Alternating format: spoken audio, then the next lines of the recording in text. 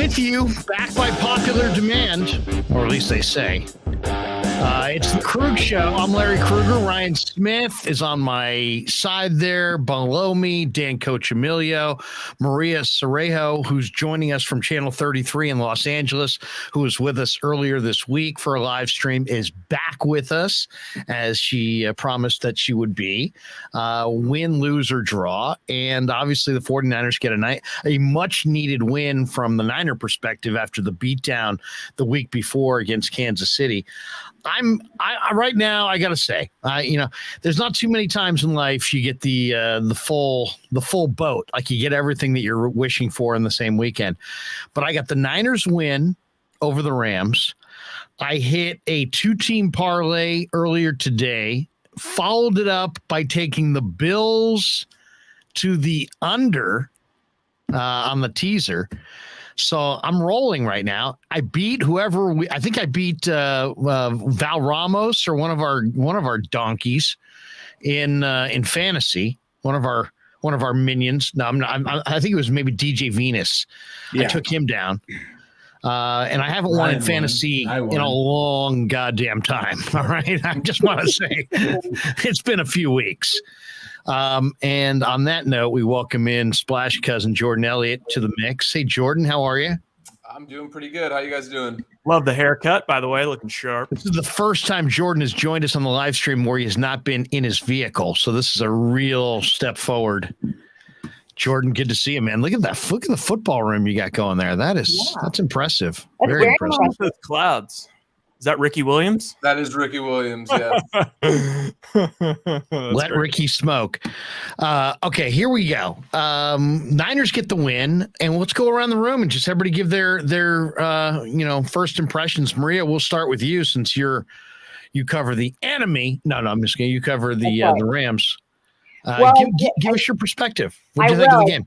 Just got home from the game, and it was interesting. Your Niner faithful showed up in full force. It was about a 70-30 split. Really? It was more than I've seen in a really long time. And they showed up. So every time, the Niners would make a great play, you would hear the crowds roar. And then when the Rams would, it was so low. And I'm like, wait, this is very confusing. But it was more like being at a Charger game than a Rams game. But yes. So it was interesting because the Rams started off on a really good pace. And then the 49ers just came back in the second half. And as you guys all saw, they took over. Yeah, I mean, I thought it was a very bizarre game. At halftime, Matthew Stafford was completing 80% of his passes. Yep. The Niners rush had not touched him at all. Yep. The Rams had dominated the time of possession. They'd featured Ronnie Rivers. Exactly. And the Niners had not really interrupted any flow of Stafford to Kupp. Leonard Floyd was dominating Mike McGlinchey. And it just looked like, the 49ers have a terrible record with Shanahan when they trail in the second half. And I know McVay's got an awesome record when he leads at halftime. So I was going into the break going, oh my goodness, this could be another loss. And this is going to be bad going into the break with another defeat, especially to the Rams. And then the second half happened and Christian McCaffrey was spectacular. Jimmy Garoppolo was near perfect. Let me cut this commercial here. Fred Warner rebounded from a really bad game against Kansas City with a really great game, 12 tackles and a sack. And the 49ers, the Christian McCaffrey, if you're one of those people last week that had the hot take that the McCaffrey trade sucks, it's a rough Sunday night. It's going to be a rough Monday for you. So that was my thought. I'm very encouraged by where they sit. If they were going to get one between Kansas City and the Rams, obviously because of the division and the conference, you want it to be the Rams. And going into the bye week, I think that sets a nice tone. Now it's about getting healthy and making a big run in the second half with McCaffrey, Debo, Ayuk, Kittle, and the star-studded offense. So that was my perspective. Danny, what'd you think? Well, as you mentioned, Jimmy, put my Jimmy hat on. This is why I've been saying for weeks now that Garoppolo, when he first came back, was not ready. And he's going to get better as the season goes along, gets more weapons, gets his timing down with his receivers. You saw what 1 week's difference makes with McCaffrey. McCaffrey on that touchdown in the corner of the end zone. McCaffrey saw that Jimmy was in trouble, didn't have anywhere to go. McCaffrey ran to the corner. Jimmy saw it, led him perfectly. Beautiful leaping catch. Couple of swing passes to McCaffrey, perfect timing. I think Jimmy was what was he, 21 of 25 today, something like that? No picks, couple of TDs. Allen or Brady or Mahomes or anybody like that, or even Matt Stafford. But you'll wear the hat. I'm just saying, I think he's going to get better as the season goes along. As long as you have a guy like McCaffrey and then you get Debo out there, Jimmy just has to not blow the games. He just has to manage the offense. There were no blatant Jimmy Garoppolo mistakes for sure. Let's quickly jump to Jordan and get his thought, and then we'll let Ryan give us his initial thought. What's going on, Jordan? I like the fade, man. You get the fade's tight. I mean, it really is tight on the side there. It was long overdue. I finally had time to see my barber, so shout out to him. He deserves all the credit for that one. I thought that the Niners finally didn't get bullied at the line of scrimmage for the first time in 3 weeks. I thought that really defined things early. I thought that Sean McVay and the Rams had a really good plan of attack, hitting that quick passing game, a lot of screens, and really not allowing the Niners to tee off. But that's only going to take you so far. You need to be able to incorporate some ability to rush the football. While the Rams have had their struggles, all season with that, I thought the 49ers did a really good job of not allowing them to kind of find their footing in that area of the game this week. Especially considering the way that they had allowed Atlanta and Kansas City to just bulldoze over them the last couple of weeks. I believe they held the Rams to 2.7 yards a carry today after allowing over 5 yards a carry the last 2 weeks. So, it's boring. It's not as glamorous as McCaffrey throwing for touchdowns and catching touchdowns and doing all the things he did. But I really think the majority of the outcomes of football games comes down to who wins in the trenches. And I just thought that the 49ers did a really good job of not allowing themselves to get beat there the way they had the last couple of weeks. Yeah, good call, too. Rams dominated time of possession in the first half, and then the Niners turned the table on them and kind of did the exact same back to them in the second half. Ryan, what did you think of the game? Well, my big takeaway was just, I feel like the Debo has kind of been the big offensive spark plug the last few times they played the Rams. And even going back to last year, it was like that was when the season was kind of on tilt. They were 3-5, and it was like that was the first time they started running Debo out of the backfield. So I was like excited for this to be like the first time. Oh my God, like they're going to unveil this, Debo McCaffrey thing. But then it was just McCaffrey. It just goes back to that Jenga theory where it's like you never know which Jenga piece when you pull it out is going to make the whole thing fall down. And I felt like the one guy on offense for them was not even Trent Williams. It was Debo Samuel. He's been that important to the offense. I thought you pull that Jenga thing out and the whole thing crumbles down. Well, there's probably one guy in the entire league that they could have gotten that could prevent that from happening, that could actually duplicate that sort of production. And it's Christian McCaffrey, who honestly is probably a better receiver than Debo Samuel is, and just a different kind of runner. But he was so incredible today. And all of the issues that they had last week with, I'm sure that everyone's watched the Kurt Warner breakdown by now, but Jimmy essentially not having the options to check it down on all these plays, and kind of forcing him into, taking sacks or trying to force it in places. And you saw on that, if you just rewind that touchdown he threw to CMC, which by the way was ballsy by both of them. They barely had any time to work together, and somehow they were on. Like McCaffrey could have just stayed in the flat. That would have been the normal thing to do. He passes it to him, and then he has a corner, and maybe he makes a miss, maybe he doesn't. So McCaffrey just no hesitation just ran to the end zone. Jimmy G just freaking hucked that thing, fired it up. It was a great throw, great catch. But if you're watching that play, it's like Jimmy, you see his feet are, pitter pattering. It's like, oh God. When you see that and he's holding on to it, normally that means like, oh God, he's about to force something in the end zone. It's going to be a pick. It's going to be a sack. Well, the difference was if there was nobody open downfield, but there's Christian McCaffrey. And it's like all of a sudden, that is why I think they got him, is on all of these critical downs, third down, red zone. That's where he's going to make the biggest difference. And Yeah, it's just good. But I totally agree with Jordan. I think that I thought that this was going to be a nice, easy kind of win. Not easy win, but like this is going to be a nice, like, to them getting back to their identity because the Rams can't run the ball. Let's see them kind of, Armstead might be back, but let's see what happens when they play a team that's a little more multidimensional. But overall, I'm just thrilled with the win. Yeah, I would say it reminded me a little bit of a prize fight from the standpoint of, the 49ers, when they gave up catches to Cooper Kupp, they hit him. They hit him in the first half. They hit him a lot. So, and then of course, eventually he might've suffered an injury at the very end of the game, but man, they hit him hard in the first half. And I thought, that's at least one thing that you can do that you have not been able to do in any of the previous games. They haven't been able to actually be very physical with him. And, he's not the most physical guy. You knew Leonard Floyd was going to bust out, and he sure did against McGlinchey, especially in that first half.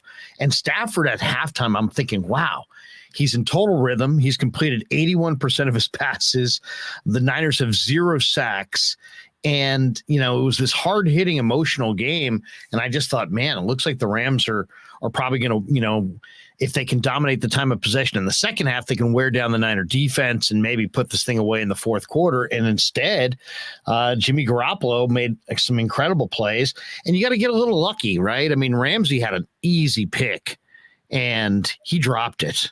And so if he catches that pick, maybe this game is different. But I agree with you guys as far as the highlight being the Jimmy G, McCaffrey improvisational, play on the sidelines for the touchdown. That's just two guys playing football in the backyard. And it was a beautiful throw. And McCaffrey, that to me is a ball that gets dropped by so many receivers. It's in traffic in the corner of the end zone with not just defenders in the area, but with Kittle bearing down on you in your peripheral. So you got Kittle bearing down, all this attention in the corner. There's the window's tiny, and he puts it in there, and he got up and he made the catch and brought it down and completed it. So that was an amazing play. It was just amazing to me how the 49er defense kind of in the second half showed up and basically said, hey, look, this is, what we've done the last 6 quarters is not representative of what kind of defense we are. So it was an impressive performance to get that win on the road. Maria, what did you think of the Rams as far as how they came off the bye? Because, they had extra time to prepare here. They looked really fresh. And, the only thing with the 49ers that seems weird with the Rams is that the Rams have a real advantage in that Cooper Kupp, Stafford to Kupp is almost unstoppable. Yeah. But the problem is they a lot of times will try to run it more. And today they introduced the screen pass a lot in the first half. What did you think of the game plan? Well, here's the weird thing was he got Allen Robinson more involved today than we've seen the first half of the season. So we thought, okay, he's spreading the ball around. He's getting it to Allen Robinson. And then, we're seeing the run game start to come to life. Ronnie Rivers was in. We saw Darrell Henderson Jr. in there, even Malcolm Brown a little bit in the first half. And you think that things are starting off okay. It's not just Stafford to Kupp. But in the second half, it was almost like the running game was abandoned. We barely saw them running the ball at all. And then we go back to the Stafford to Cooper Kupp constantly. And then you throw in a little bit of Higbee, and then Higbee was just thrown off his game in the end. And you could tell they were frustrated because everybody was kind of losing it a little bit in the fourth quarter and, getting the penalties and, taking the helmet, smashing it down to the ground.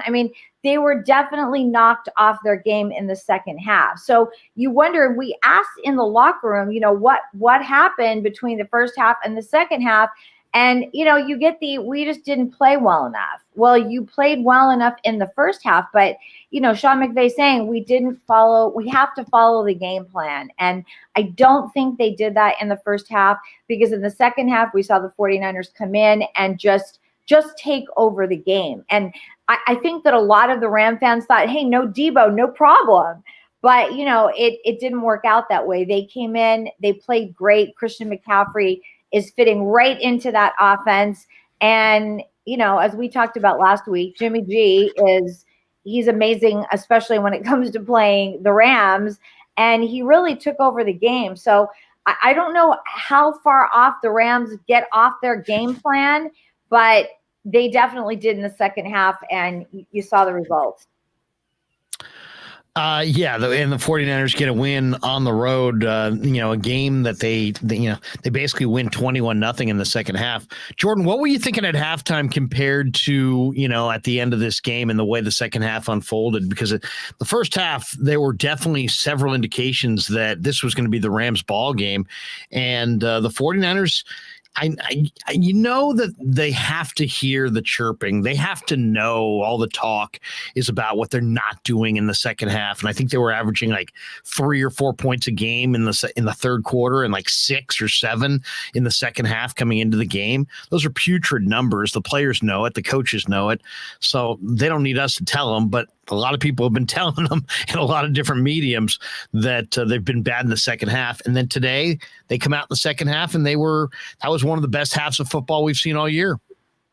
You never want to bank on a performance like week 18 last year, because I think that was such a one-off type of game where they did come back from that deficit and they force overtime and they sneak into the playoffs. But I was thinking that there has to be some sense of belief here that, just having that under your belt and knowing that you've been in that same environment and come back from a much larger deficit at halftime. The thing that really stood out to me was the way that the Rams kind of just went into the half content with a 4-point lead. I thought they could have pressed for at least a field goal attempt there and tried to move the ball a little bit before halftime there. And I thought that was very telling. And I felt like that almost gave the 49ers a little bit more life than they would have had anyway. And the other reason why I was pretty optimistic for the second half was even when you are moving the ball the way the Rams were able to and are able to string together some of those drives, it's really hard to put away good teams if you can't run the ball and bleed clock. And no matter how successful the Rams were with their screens and with Stafford finding Kupp, and I think they had 6 straight third downs they converted. They just couldn't find a rhythm running the football, and that's something they haven't been able to do since DeMeco Ryans took over. They played 6 times since DeMeco took over at the start of last season, I think 5 times. My apologies. They've averaged 2.8 yards per carry against the 49ers since DeMeco Ryans took over, and it's just such a far cry from what we've seen from the way that Sean McVay has been able to, really scheme up a solid running game and get, that into play action and open up the rest of the offense. It's so funny because so much of what Kyle does and what McVay does, there's so many similarities and so much of the stuff they do mirrors one another. And, for all the talk about the 49ers not being an effective team in the second half, the Rams kind of face similar issues. The only difference really is they have a quarterback that's proven he can kind of dig you out of the holes when you don't have the running game, whereas the 49ers don't really have the same track record there. But I just felt like going into the half that it was really dependent on, again, if they were going to be able to continue to stop the run, and they managed to find a way to do that. So I think that's the big key for the 49ers going forward, because we know that their pass rush is going to get home when they're put in those positions where they can kind of tee off like they were able to towards the end of the game. So it really is going to be on them to get those base downs taken care of and really hold on the interior until they get guys like Eric Armstead and Javon Kinlaw back. And this week they were able to do it. The guy that jumped out to me was Oren Burks, because he's a special teamer. He was brought in to be a special teamer. He had to play today from scrimmage at linebacker, and he made a bunch of tackles, and he was physical. And I thought he played fast for, usually if you're a special team player and you haven't played it, the speed of the game, you're always going to be maybe a half step behind, at least that first couple of games, or at least first couple series. Yeah, he was flying around up there, setting the tone, making plays. So Burks, I thought, was tremendous. But McCaffrey, we just saw one of the most virtuoso performances, really, that the NFL has seen. I think what McCaffrey did today has only been done 3 times. It was McCaffrey, Walter Payton, and who was it? Was it Marshall? No, it was Tomlinson. Oh, LaDainian, that's right. Throwing, catching, and running. This guy is an incredible football player who's been, playing in relative anonymity with the Carolina Panthers. He's had some injuries. He's just learning the offense. Yeah, I mean, exactly. He doesn't really know the offense, but what's so exciting about him is just the compete and how physical he can be. I mean, there aren't too many weapons in the NFL where you can be a speed threat and a power threat. And he's got the ability to push DBs a little bit. Now, he's not necessarily going to push D linemen, but he's got enough oomph to be a power back and enough scoot to be a speed back. And he had a couple plays in the open field where, man, most of the Niners' other running backs would have been brought to the ground. Instead, he, jumped the tackle or ran through the tackle and kept the play alive. So he's dynamic.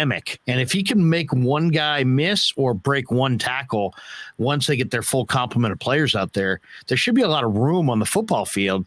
And who knows? I mean, I think we got a glimpse at how dynamic the 49er offense can be, and Debo didn't even play. So, and I think an unsung kind of guy that probably gets overlooked today was Ross Dwelly.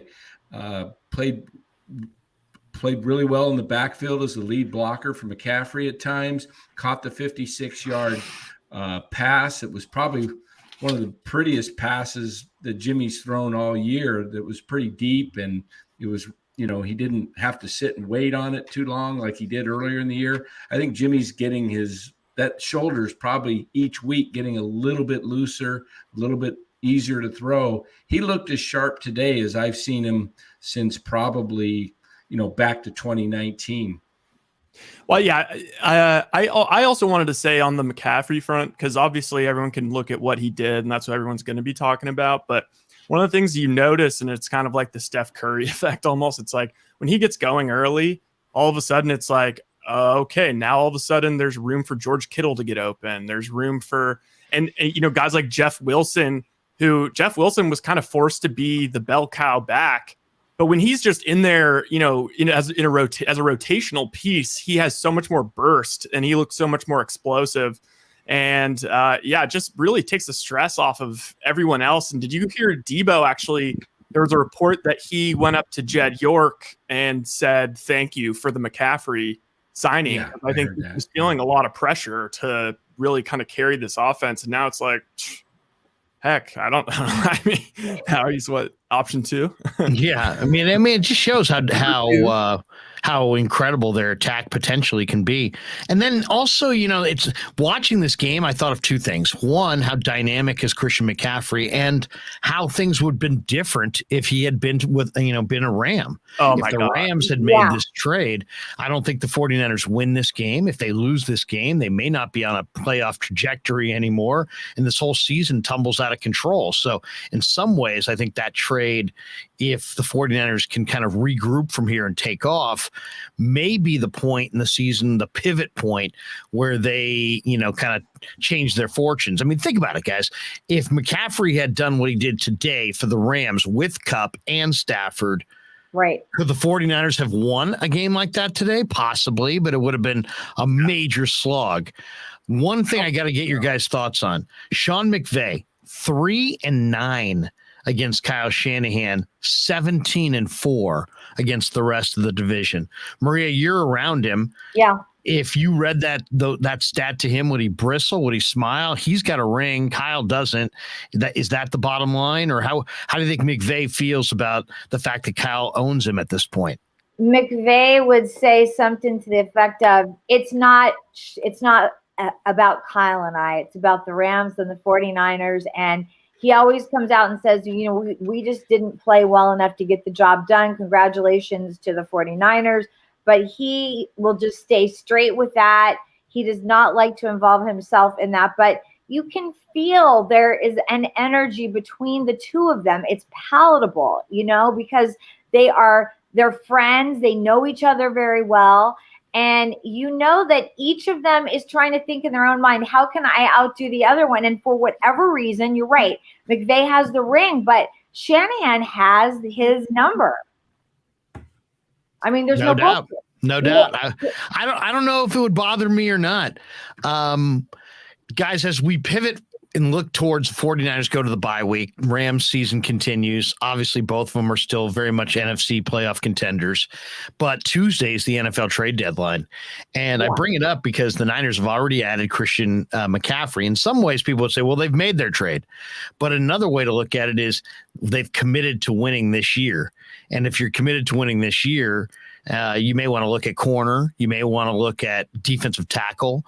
Kinlaw may not come back. Armstead may not come back. I mean, we don't know if Armstead's plantar fasciitis is gonna heal up. It most likely won't. So that's a position. Corner, Jason Verrett. You're leaning on guys like Jason Verrett, Dante Johnson, both good players, but Verrett's fragile according to his history, and Dante Johnson has played a lot of football. So I could see the 49ers going after a corner. They were rumored this week to be interested in Dante Jackson out of Carolina, who would be probably a day 3 pick type acquisition. The Rams have been heavily rumored to be interested in either Kareem Hunt, which that would be interesting if you add Kareem Hunt to what they have. Hunt is a tremendous back. And then the hot rumor in LA is that they're going to bring Brandon Cooks back to town. They don't need Brandon Cooks back. They need Kareem Hunt. I was going to throw it to you, Maria. What do you think? What's the pivot point for the Rams? And then we'll ask the fellas, what's the pivot point for the Niners?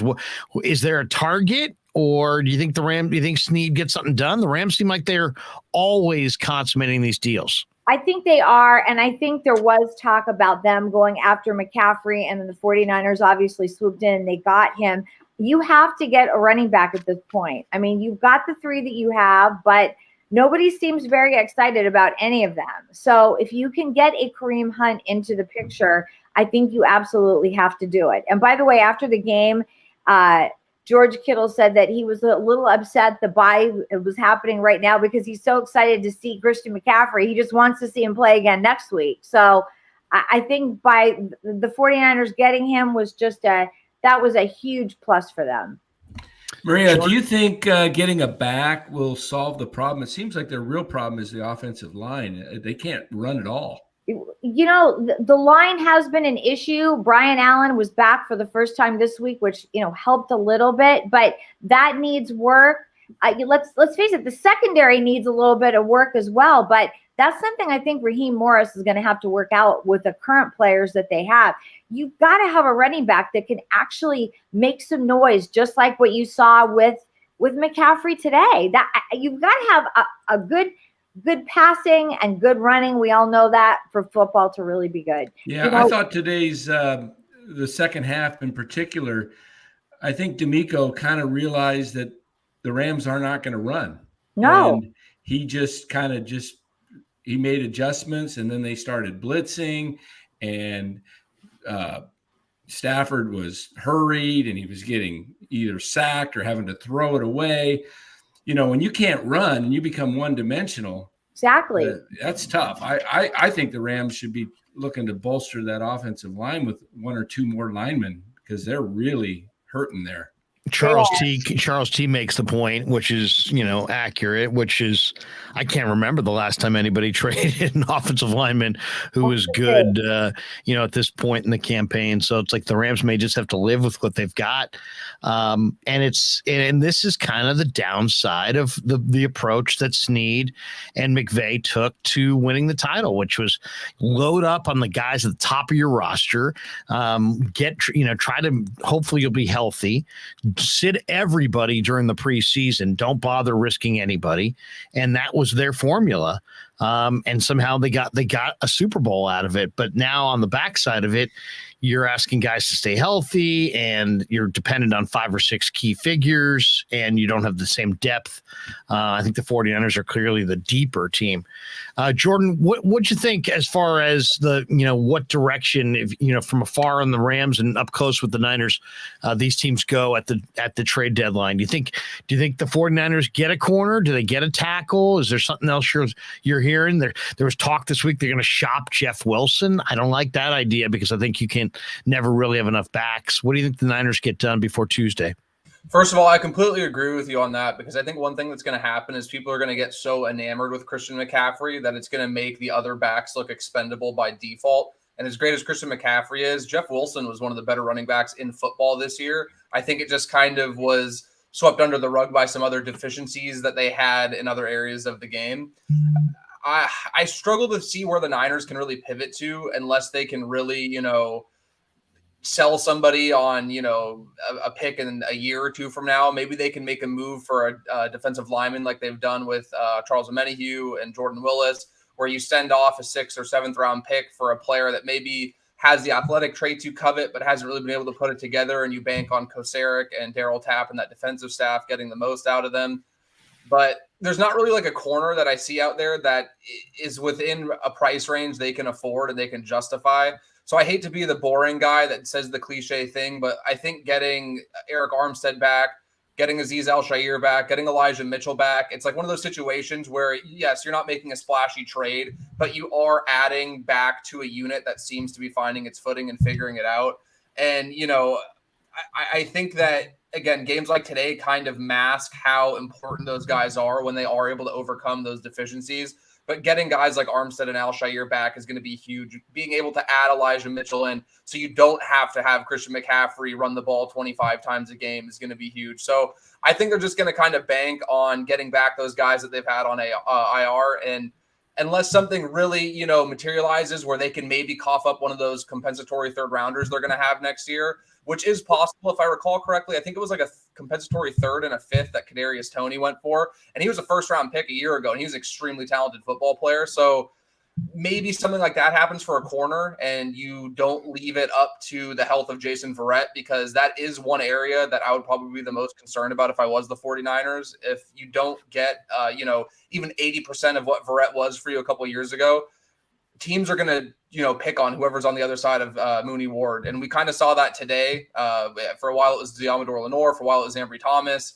And it's just kind of when the defense is that good, teams are going to look to attack the weak link. And right now, that's kind of the glaring weakness they have on the roster. So I don't expect them to make a move, but if something does materialize, I do agree that, you kind of are in that win now window, and they have this pipeline of compensatory picks they're going to keep getting. If that can get it done for a serviceable corner, even if it's a 3-month rental, I think you have to do it.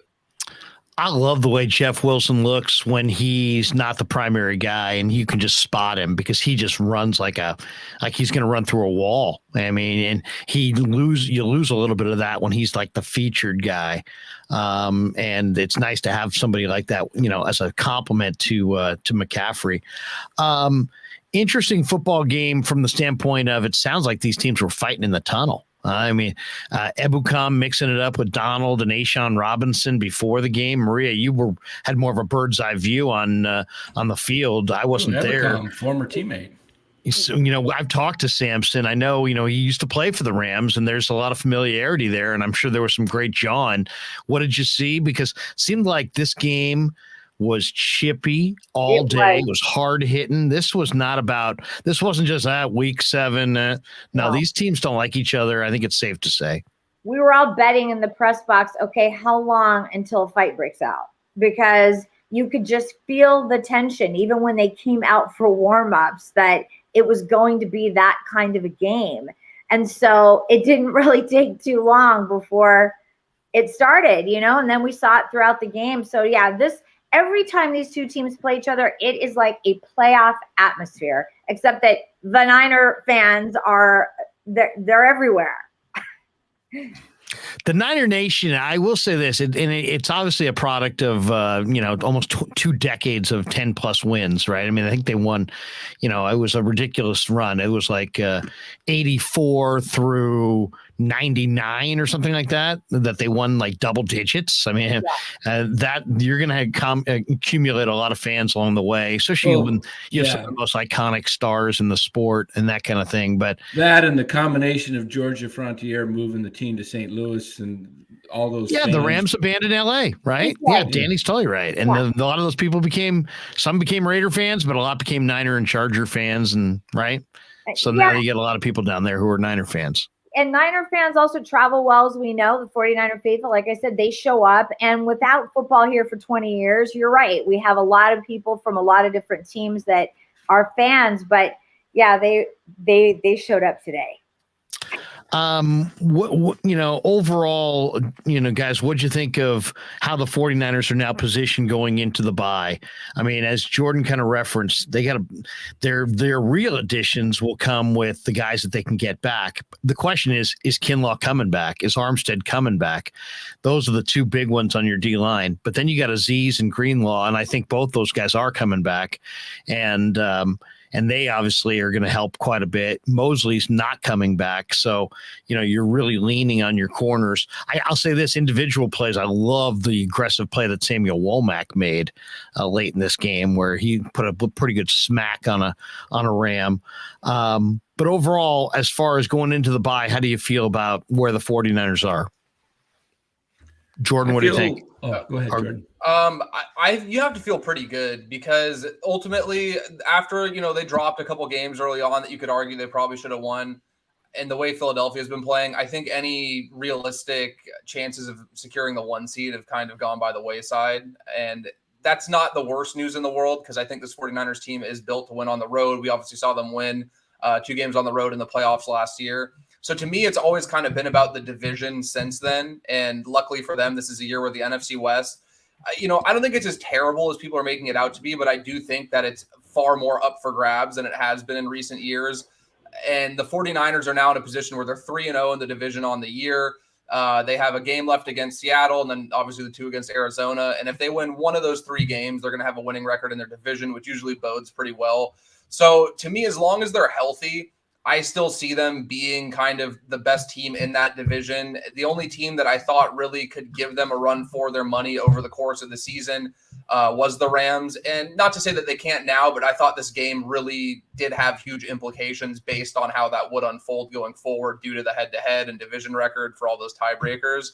So realistically, you have to tip your cap to Seattle. They played very well. Geno Smith looks fantastic for them. He looks better than Russell Wilson's looked for years up there, which is shocking to say.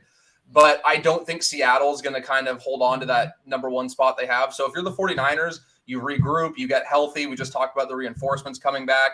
And you handle business in your own division because ultimately if they win 9 games, if they win 10 games, to me, that's going to be enough to win the NFC West. You'll get that wild card game at home. You're going to have to handle business on the road in the playoffs. But to me, that's kind of always been the path, again, based on losing in Atlanta, losing in Chicago early on, losing that game in Denver. That's kind of the hand they've been dealt, but I think they're a team that's built to take that hand and turn it into something good. So the main thing, again, is just health. Like it has to be something where, you're focusing on that stretch run, which is why I thought it was smart not to force Deebo Samuel to play a game like today. Absolutely. And to not rush back in Eric Armstead, because as much as it felt like kind of a must-win game today, with the state of the NFC West, it really doesn't feel like it needs to be that way. And you just need to focus on that run coming out of the bye, towards the back half of the season.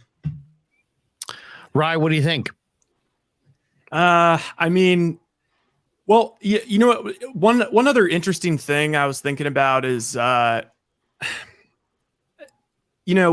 What's Dan going to eat later during the live stream? Sorry, I had a little bit. I was thinking about that as well. I was like, is Danny going completes? Is he going breakfast cereal? He's always going to bust out some food. We're just not sure exactly what it's going to be. I'm not going to lie. I've been going back and forth a little bit with Anonymous in the chat. I just spaced out a little bit there because I think last week, if you remember, not to completely derail, but I was like, low key Anonymous, like, he's one of the better Jimmy haters out there. He's like kind of a low-key Jimmy stealth hater. Like he's pretty good at it. He's always coming in with the hot takes. That's why he's anonymous. Yeah, well, and then I saw him today. He came in hot and he was like, how many, I wonder what the spin is today. Like, oh, Niners going to the Super Bowl. Jimmy's great. But in reality, he should have had 3 picks and blah, blah, blah. And then Jimmy, today he got away with them. How do you take anybody serious with the name Anonymous? Oh, okay, own your moniker. I do love it. Let me say this. I'll say one thing that I thought was kind of like eye-opening today is that when the 49ers put Ambry Thomas on the field, the Rams quickly went at Ambry Thomas. And the old saying, you're only as weak as your weakest link. The 49ers have to ask themselves, do you make all this huge move for Christian McCaffrey and check out in the playoffs because you have a corner in Ambry Thomas who can't get it done, or do you improve that area somehow, some way? The comfortable thing is to stay with Ambry Thomas and just try to coach him up and see what you can do. But you know what? Are they about the comfortable thing, or are they going to go get a veteran corner who's proven? I think that's going to be something to watch for in the next 24 hours. Does John Lynch go after a Dante Jackson? Does he pick up a veteran corner? Greedy Williams is out there. I know he's got a hammy. There's a few other players that are out there. Or does he feel good enough about, Jason Verrett to say, you know what, we think Verrett's a Pro Bowl caliber corner if healthy, and we think we're getting him healthy. So to me, it's a big if on Jason Verrett. What do you guys think of the job Jimmy Ward did against Kupp in the slot? That's interesting. I was actually going to leaned on Jimmy Ward a lot today, and I was worried about that in the pregame. I mentioned it to Lo Neal on 95.7 The Game. I'm like, I don't know, Lo. Jimmy Ward against Cooper Kupp, he had 16 catches or 14 catches last game. He may have 20 in this game if Jimmy has soft coverage, like we saw against Kansas City. But they were physical with Cooper, and it didn't seem like it was Jimmy on Cooper all day. They mixed it up. Yeah, they mixed it up, and I thought it was well played. I do a couple things point out. When it was 24-14, I believe, they had a pass, a great play design to Tyler Higbee. He dropped the ball in the flat. It looked like he could have run forever. But he had taken a huge hit early in the game, and Higbee, I think was physically diminished. I mean, to me, I think it will come out in the next 2 days or so that somehow he got starched early in that game. He might have a neck stinger or something like that. Yeah, I mean, he was holding his shoulder, but they said he had a neck thing, and then when did he come back? And then he's back out there, and he's dropping a key pass, and you just got to wonder if he was, I'm not giving him excuses, but neck injuries or neck injuries. If he might have been looking upfield, he had the whole field to run. That was a huge drop. Yeah. He was mad at himself. He threw his helmet down on that. Yes, I saw that on TV. Yeah. That was a key point, because if he did take it to the house, it would have been a 3-point game. Yeah. So that was a huge play, and that just pretty much, once they had to punt, that was the third down. They had to punt. That was kind of pretty much the momentum breaker. The game was pretty much over, I thought. Also, my thought on the Niners a few weeks ago was get to 4-4, and they're there. And if you're going to lose a game, lose it to the Chiefs rather than the Rams, because the Rams is a division game, Chiefs non-conference loss. So I think they're right where, I think they'd probably rather be 6-2, of course, but 4-4 based on where they've been with all their injuries and being 3-0 in the division. I think they have the best chance of winning the division, because they still got Seattle to play, and I think they can beat Seattle wherever they play them. Maria, give us your LA breakdown. If I'm driving around on the LA freeways tomorrow, listening to what AM 570 or whatever their sports talk is, am I going to be hearing? Is it going to be more about the Lakers and what the Lakers aren't?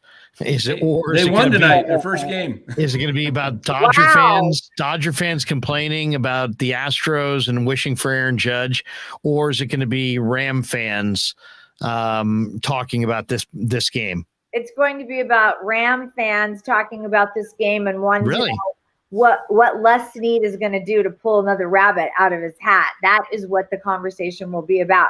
It'll, of course, be about the Lakers. They finally won a game, but baseball fans have hung it up until next year, so they're now done in Los Angeles for now. So, yeah, it'll be about the Rams and what they can do to fix their problems, because everybody in the division is kind of in the middle, and, it's not over yet really for anyone.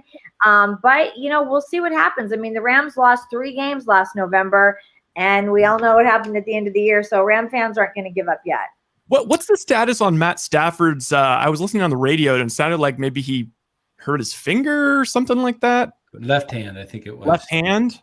Okay. Yeah, he got it smashed on one of the plays on the sack. Oh, but he's okay. He's okay. He came back, yeah. I also had a strategy question about the Rams. It seems like since they got Matt Stafford, they've been getting away a little bit from the sort of the offense they're running with Jared Goff. And just given how much they're turning the ball over and how kind of disjointed the offense looks, has there been any talk about sort of, I guess, simplifying the offense, getting it sort of back to that Jared Goff offense where, I mean, you even saw kind of some of that today. Well, that Jared Goff offense wasn't too good, as you remember correctly. So they really needed to break away from that. And I think that when Matthew Stafford came in, he really has his own style of play. And he wasn't turning the ball over. And, we saw a lot more production out of him last year. So he's got to find a way to get back to that, because that's what's going to drive them the rest of the year. But going back to the running back situation, Sony Michel last year was the workhorse for the team. Everybody kind of forgets about him because they had Darrell Henderson Jr. and Cam Akers, and then that whole situation. They need a guy who can be a workhorse so that he is not throwing the ball 1,000 times a game. So I think that they really have to find a way to get back to that so that Matthew Stafford can get back into his comfort zone as well. Yeah, no, I think it's well said. Hey, Maria, we're going to let you get on with the rest of your night. We don't want to take too much of your time. We've already been with you here for almost an hour, so we don't want to ruin the rest of your Sunday night. But thank you for joining us. It was great to catch up with you this week. And, I get the feeling that Niners-Rams, I don't know, we may see the Rams again. So maybe we can hook up later during the season and get you back on the live stream and chop it up with you. We really appreciate you coming on. Have a good night. Thanks so much. Thanks, Maria. Thank you, Maria. Maria checking in, and it was cool to get a Ram perspective for sure. Jaguayo56 donates $2. Great adjustments from Shanahan and D'Amico in the second half. What do you think, Jordan, as far as adjustments that were made by the coaching staff in the locker room at halftime? What kind of an adjustment do you think, did you see from either Shanahan or D'Amico? There wasn't anything in particular that really stood out to me. I'll probably get a better sense. I always feel much better speaking on those kind of things when I have a chance to watch game film rather than just the first broadcast angle. Sure. But I will say that it felt like the execution was a lot cleaner, and it felt like, I don't know if we can give the credit to D'Amico and to Kyle here, but the self-inflicting stuff was not as bad as it has been in recent weeks. And I thought that in itself was maybe not a second half adjustment. So I apologize if I'm, kind of sidestepping the question, but they did not commit the egregious penalties they've been committing the last couple of weeks, which I thought was huge. And I don't know if it counts as an adjustment, but just finding a way to get McCaffrey the ball and just some of the things he was able to do on third down, where you're throwing these check downs into the flat, where a lot of players in the league, it's 3rd and 8 and you'll pick up 4 or 5 and you have to turn and punt on 4th and 3. He's creating those extra 3 or 4 yards and really finding a way to keep the chains moving and keep these drives alive. And I was sitting there thinking about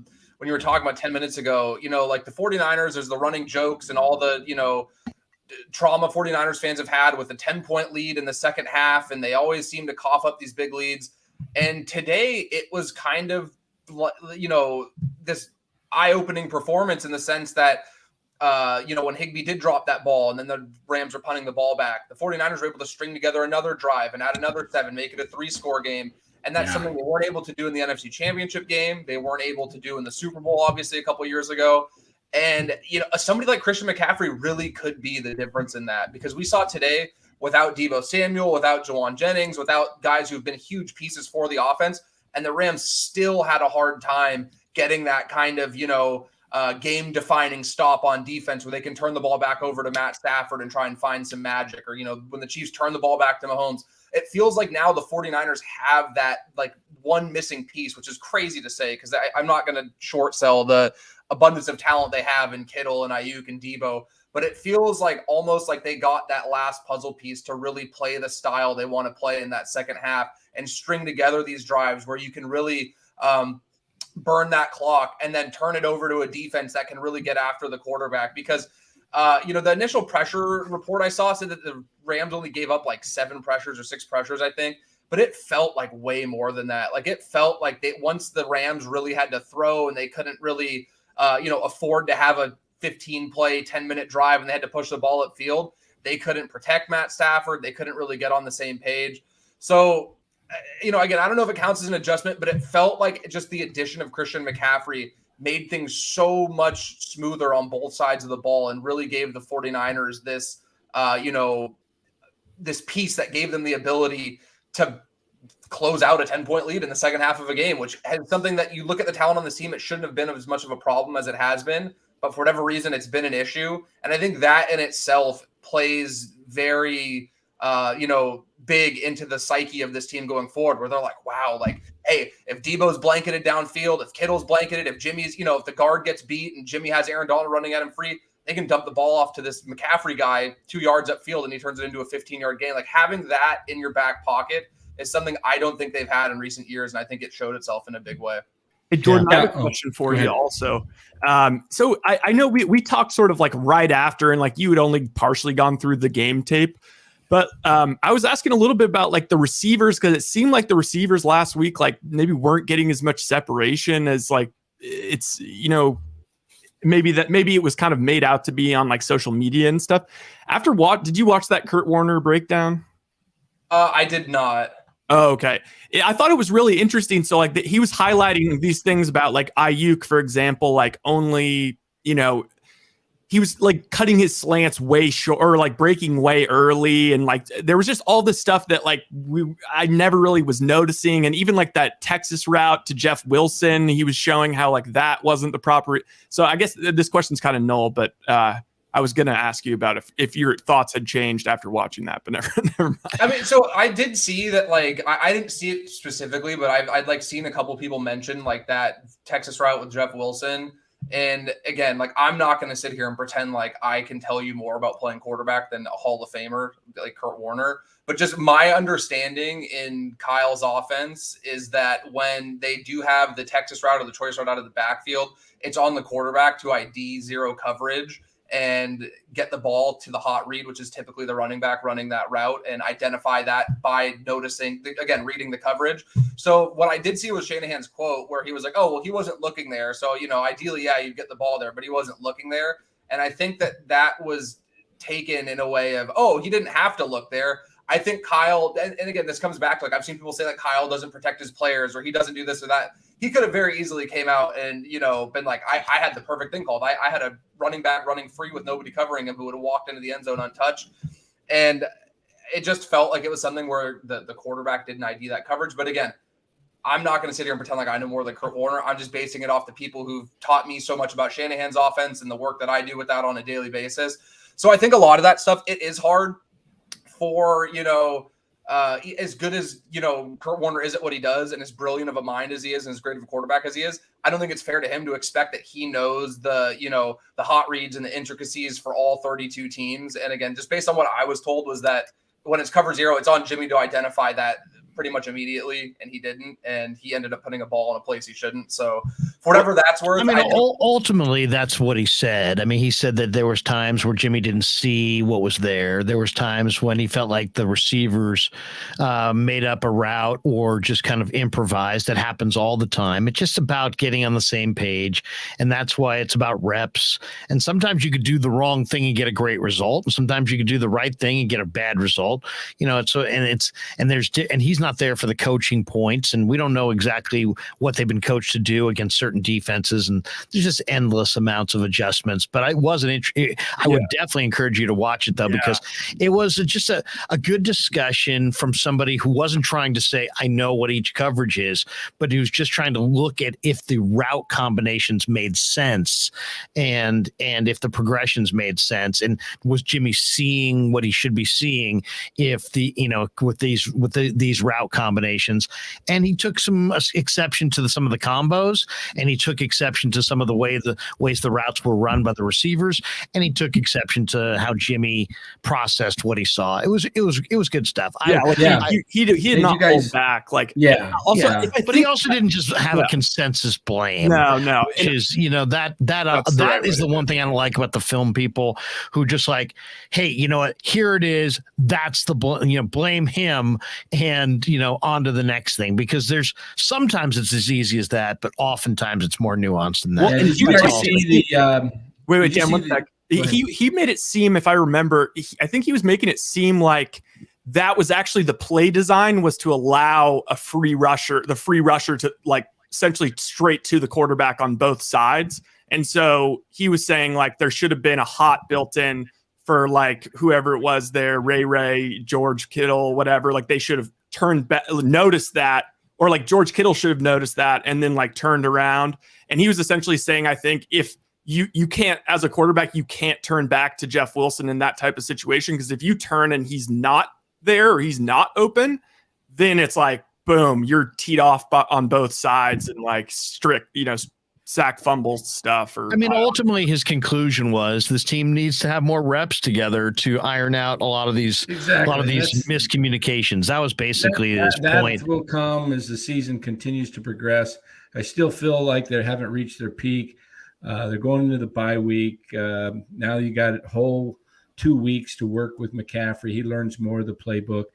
Did you guys see the Erin Andrews interview that she talked about at halftime with Kyle? No. How was it? Was it good? So kind of what Jordan was alluding to about the 49ers turning it into points. Kyle was ticked. He said her summary was, I want to get it into the end zone. I'm tired of field goals. I don't want to play for just field goals. I want touchdowns this half. And there it was. They got what? Three touchdowns. Well, they're getting. You settle for field goals against teams like Kansas City, and you just get run over. I think the last game is a perfect illustration of that, and he's just reminding them that, that the Rams can be equally explosive in their own right, even though they don't have as many dimensions to their offense. Lorenzo Pinto says, "Here's $2." He says, "What?" Now this is one I totally agree with. Why is Kyle Shanahan running Christian McCaffrey when the game was won already? Seriously, sometimes I wonder about some of these football coaches. The game is over. All right. Now you're just running out the clock. Hand it to somebody else. I don't even care who you hand it to.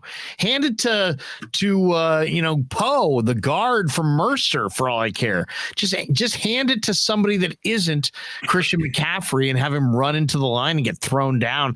It's like you can be out for the year on any play. Why would you take a chance with somebody who's as valuable as McCaffrey potentially, as he demonstrated today he is in your offense? Why would you then buck that guy into the line 3 times trying to run out the clock and let him take hits from D tackles? For what? Run somebody else. 3 times? I thought it was only once. But I'm just saying, it'll just say it's 3 times. You're going for it on first, second, and third down. I don't know. I think I saw it at least once or twice.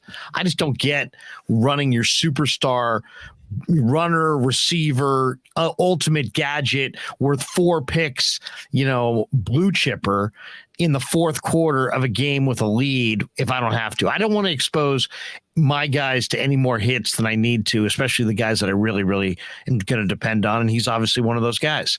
Yeah. What do you guys think? I was going to say, so it felt like so I apologize if I'm getting the sequencing wrong, but off the top of my head, Bosa beat the left tackle, I think, with a swim move, and he sacked Stafford on second down. Then it was like 3rd and 16 or 17 or something. The Rams were down 17 with like 6 minutes left, I think 5 minutes left. And they called that little draw it was a little, 5-yard gain on a draw play. And I think the broadcast had even mentioned, it felt like the kind of call where McVay just kind of knows this game is probably over and they don't want to have the quarterback get hit anymore.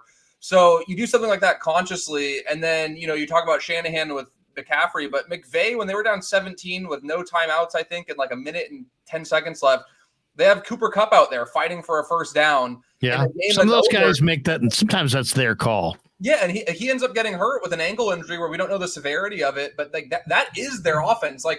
Obviously, the way he played today, you don't want to, ever think about the 49ers not having McCaffrey after what you saw today. They can stay afloat without him. We saw what they did today without Debo. The Rams lose Cooper Kupp. I don't know how they win a football game. Yeah. He's that important to their success. So I agree with you. And I don't. Yeah, hey, Jordan, speaking of McCaffrey, looked like you had some fun today with the tweet. You want to repeat that? Which one was it? Was it the picks? Look at Danny. Look at Danny. Yeah, that was a good one. Yeah. What was it? I didn't fill the rest of us in. What was the tweet? Oh, I tweeted out Christian McFuck them draft picks. That's my new nickname for him. I mean, it's a bunch of picks, but when you're inside your Super Bowl window and you're adding a blue chip superstar player in the prime of his career, my God, I mean, that's just I realize it is a lot of picks, but this is a very special player. I think you got a glimpse of that. What was impressive was to me, the most impressive, everything he did was impressive today, but that touchdown catch, he leaped like a elite wide receiver. I mean, he doesn't have the body of a wide receiver because of his length, but man, is he a player. What a difference between him and McLeod. McLeod, if he would have went up with his hands, that would have been a 50-plus yard TD, but he tries to catch it into his pads, and he allows the DB to break it up. He tried to catch it like a kick returner. Yeah, go up and get that ball. Do you think the 49ers guys have problems ahead against the screen?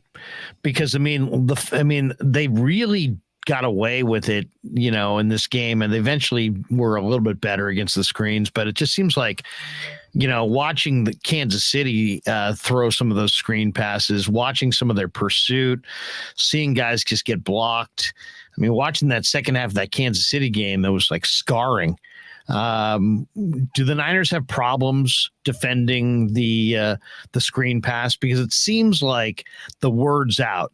Like, you know what? Everybody saw the horrendous tackling, against Jet McKinnon, and so now they're going to get a bunch of screen passes, or at least they did in the first half of this game.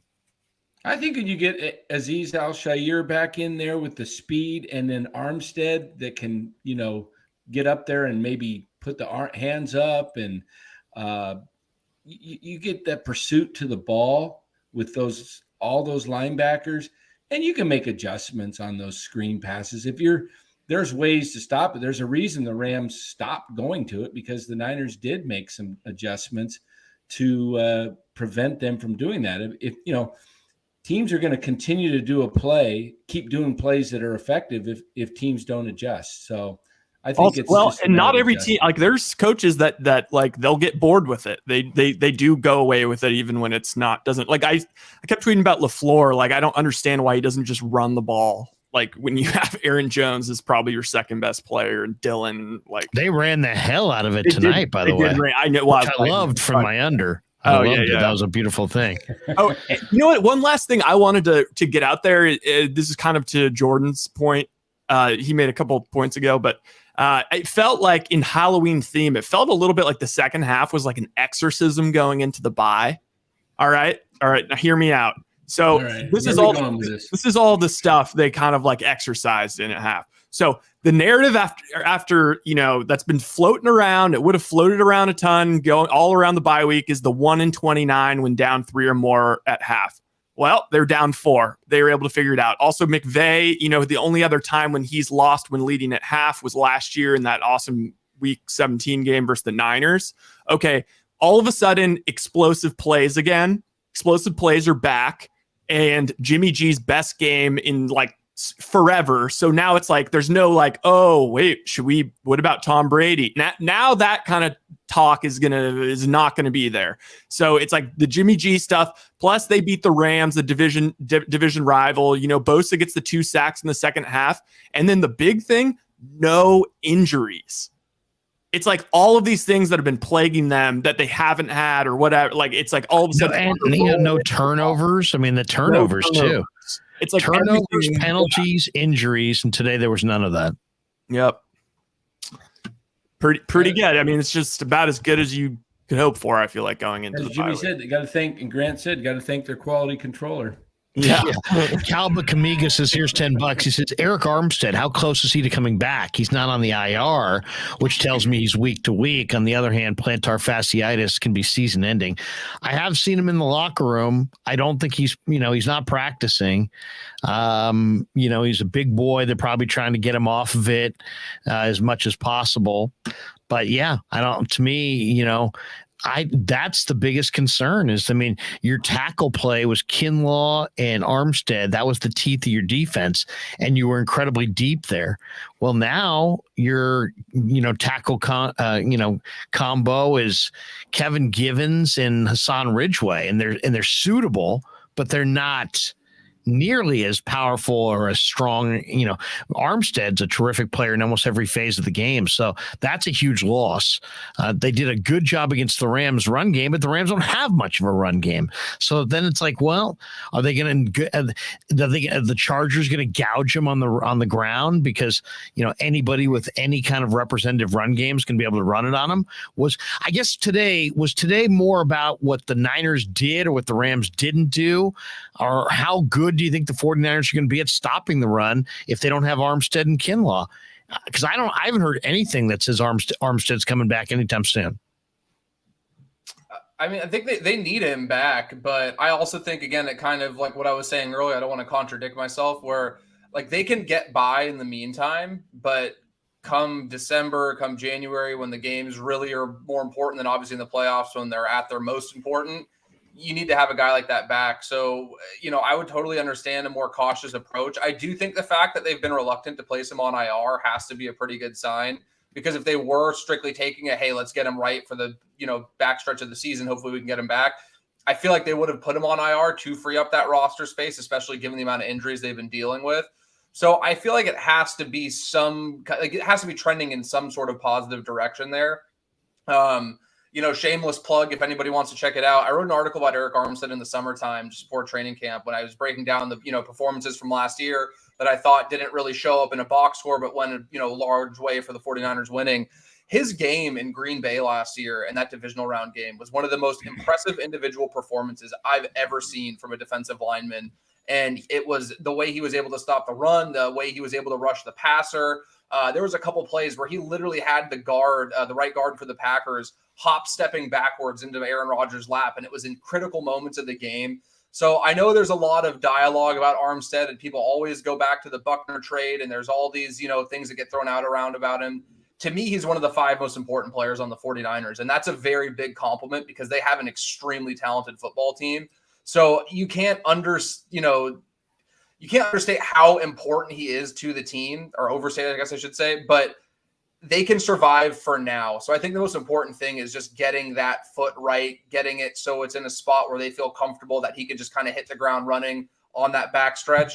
But again, I think it's so easy after a day like today to not feel the loss of Kinlaw or Azeez Al-Shaair. But if you go back and you watch the Atlanta game or the Kansas City game, and you see the way these guys are getting pushed around up front, because you have guys like Givens and Ridgeway who are extremely talented in their own rights, but they're now playing double the amount of snaps because of the lack of depth there. So just getting it back in a way where you can get that rotation back to its optimal, distribution of snaps, I think would go a long way. But yeah, I'm a big Eric Armstead truther. I think he's fantastic. He's one of the 5 or 6 best interior defensive linemen in the sport, and I think that getting him back would be a huge boost for the defense. Absolutely. He's an amazing player, by the way, in that he came into the league and he was so relatively weak against the run, despite the fact that he was this, long and athletic and very, weight room strong, but it didn't have a lot of functional strength. Now he's got this unbelievable functional strength, and he can split double teams. He can command double teams. He's incredibly strong. He can waltz, combo blocks back into the backfield. So yeah, and then if you talk to Kinlaw's like, who do you respect and look up to the most in football? He's like, Armstead. Remember when he told us that, right? He's like, his favorite player. He's like, he said his favorite player is Armstead. So Armstead's a major leader. He's a super, soft-spoken, quiet guy. But man, he is a terror on the football field. And if they can get him back, I think he's the difference maker up front for them. So if he's got to sit for a couple weeks. You think they'll be looking at Sue at all? As a free agent? I don't think so. You got to remember this, Dan. It's week 8. If you didn't go to camp, I don't know. I'd have to really take a look at what you look like, because that's That's a conditioning thing. They don't need. I mean, Akeem Spence could probably give them maybe what Sue could give them. I don't know, but definitely for a whole lot less money. G Code Travels Vlog POV donates $1.99. He says McGlinchey's performance after watching it. Will we trade for O-line help? You know, McGlinchey's another guy who's really beat up. I thought he had some good snaps in this one today, but he also had some, he had that one where he just literally tackled Ashawn Robinson. Was it Ashawn or Floyd? He just absolutely tackled him.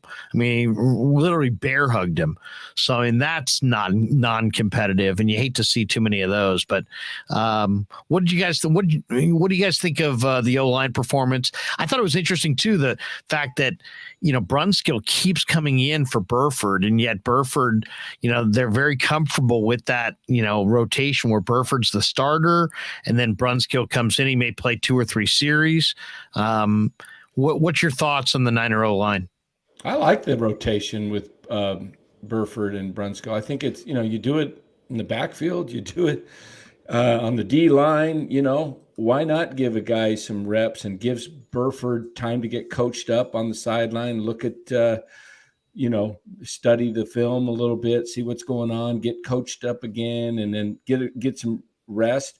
I think it's good that they're, Brunskill was the starter last year there, so it's not like it's you're bringing in some guy that hasn't played at all. So yeah, Brunskill, the vibes are all time. Like we caught up with him this week, and he just was raving about Banks and Burford. And even though Burford's been inconsistent, he was saying that Burford, he has the fastest recovery time of any player, any guard he's been around and that he's seen on tape. So I'll say this: if Brunskill's getting beat, it ain't mentally. No, he's not mentally getting beat. I mean, he can verbalize their plan as well as almost any football player in the room. If you just want to talk about what's their offensive plan and some of the nuances of their run game and how he sees the front and the adjustments that they made from game one, I mean, anything that's at all intricate or detailed, I mean, this is the guy you would go to. He's just an absolute wealth of information, and he's willing to, from what I can tell, he's willing to share that information. At least when we talked to him this week, he was just like, he was incredibly willing. Jordan, what do you think? What's that, Ryan? I just thought that was the last thing. I just thought that the biggest thing is just not nearly as many killer penalties. So yeah, I mean, today was a clean game. There were the turnovers. No, Ramsey dropped the pick. The penalties were very minimal. The mistakes, the missed assignments, I'm sure the coaches would go over a bunch, but they weren't blatant, terrible negative plays. They minimized their negative plays, and I think that's a big part of it. No drop passes today that I could recall. That's another one too. But Jordan, what did you think of the O-line? I thought they did pretty good for the most part, especially considering how good the Rams front is. I think the fact Leonard Floyd didn't have a sack before today kind of, again, diminishes maybe people's perception of him. He's a very talented player, former first-round pick who really has found a nice role there. He had a pretty good game today. Aaron Donald's the best defensive player of this generation. He's on a short list of players with the likes of Lawrence Taylor in terms of greatest players to ever play on that side of the ball in the history of this game. So I thought, considering the circumstances, they held up pretty well. I thought there was one play where Floyd and McGlinchey got matched up. He got beat pretty bad. The one that I saw the most outrage about was, it's kind of hard because I thought that Raheem Morris dialed up a really nice pressure. He had it kind of drawn up so that Floyd would look like he was dropping into coverage, and he kind of had a little bit of a delayed blitz. And when that happens, it's the tackle's job to look for work and find work. If his assignment in Floyd isn't rushing the passer right away, you have to find somebody to block. And when he turned to block on the interior, that's when Floyd pretty much had a free run at Jimmy G. So I saw a lot of people taking shots at Mike McGlinchey for that. I thought the first one was fair game. I thought he just got beat flat out, mano-a-mano. He got beat by, a pass rusher on that rep. But there's so much nuance to playing that position. I know a lot of you guys are familiar with Brad Graham from the times you talk with him, Larry. Brad has done such a great job of kind of teaching me some intricacies with offensive line. And so much of it really is a cohesive, the performance of one is affected by the performance of five. Oh yeah. There was one play where there was a sack where Burford was over at Brendel. His head was turned because he was telling Brendel to snap the ball. Now I kind of blame that on getting the play calls in earlier. the 49ers broke huddle many times today with 10 seconds left on the play clock. You don't have time to change the play or do anything. I don't know why the Niners aren't getting to the line of scrimmage more like with 15 seconds so that Jimmy has time to audibilize or do something. But when you're getting set up with 4 seconds left and you got one guy that's got lined up on the wrong side and you're going, get over this side, and then they're snapping it. That was one of the plays Burford's going, snap. He's not even looking, and he just shoots right through the gap and, sack Jimmy. I don't know who got the sack, but it was obviously it was on Burford, but it really wasn't. It was Aaron fault. Donald. Yeah, and it's something it was like Aaron that. Donald, and he left. He was just a missed assignment. He just whiffed altogether. His head was turned. He was telling Well, Brendel. there was one where he was looking. Yeah, that's the second time that's happened this year for him. But wait a second. There was one play where he was peeking at the snap. He was looking underneath his legs, and when he looked up, Donald was by him. Yeah. They're going to have mistakes for sure. It is interesting because they've got a deeper line and a younger line than they've had in the past. We all expected it to be a nightmare inside and the tackles to be stellar, and it's been kind of nobody's been stellar other than Banks. I think has been really, really good. Burford, I really like as a prospect, but he's going to be inconsistent from snap to snap. McGlinchey's really banged up, and Trent, got burned bad last week by Frank Clark, and he's not quite as dominant as a pass blocker as I thought he would be this year. But ultimately, what do you guys think of the 49ers as far as Jordan? I don't know if Jordan finished his point. Oh, go ahead, Jordan. Finish your point. I just was going to say, I think all in all, they did pretty well considering the circumstances. And again, I'm one of those people where if the offensive line has 35 pass blocking snaps in a game and they give up a handful of pressures and maybe 3 sacks, I think they had 3 sacks they gave up today. Sure, it's not this A+ performance that we're going to rave about all week. But I think it's so unfortunate that offensive line and defensive back are these thankless jobs where if you play really well, people kind of just chalk it up to, oh, they're doing their job. They're doing what they're supposed to do. And if they get beat on 1 out of, 30 reps in a given game, then they get, chastised all week. And they're the kind of, they're the one who gets bullied on social media and talk radio and stuff like that all week. So I think given the circumstances, I thought they played pretty well. And I think considering all the question marks we had coming into this season, it'd be hard from a realistic standpoint to be as, satisfied with the performance they've gotten, considering they had 3 first-time starters on the interior. They had an injury to Trent Williams for nearly a month.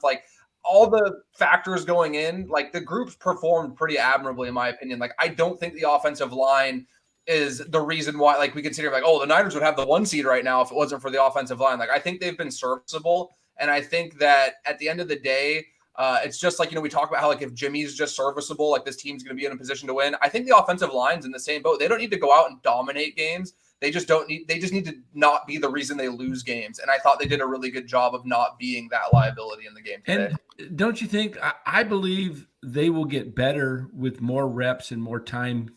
A lot of these guys first year together, Banks and Burford, all these, and Brendel in a way, all these guys are going to get better and better as they get their communication down. They still got 9 games to go. So here, looking at the second half, which is kind of interesting. I looked at the Seattle schedule versus the Niners schedule, and Seattle has 4 road games and the Niners only have really 1 and 1 neutral. So Niners have 6 home games. Seahawks have the next 2 on the road before their bye. They go to Arizona and then to Tampa. The Niners have 2 on the road. They play in Vegas and in Seattle. Oh, that's Vegas and Seattle. That's right. And then and then the one and then Mexico City, which is the Arizona road game. Right. Yeah, no, I mean, if you looked at the schedule on paper at the beginning of the year, the one thing that was really impressive is that the 49ers have very little travel for a West Coast team. It's incredible. And when you factor in, look at from the middle of the season on, they have virtually no travel. I mean, you just mentioned it. Seattle, Las Vegas. I mean, those are quick flights. To me, it's going to be really interesting to see the 49ers rushing attack when they get Elijah Mitchell back. And now you have Ayuk and Debo and McCaffrey. I'm wondering, after watching McCaffrey today, and I want your guys' opinion on this one, is McCaffrey the weapon that Lynch has now found for Shanahan that can get Garoppolo over the top and get him a Super Bowl ring?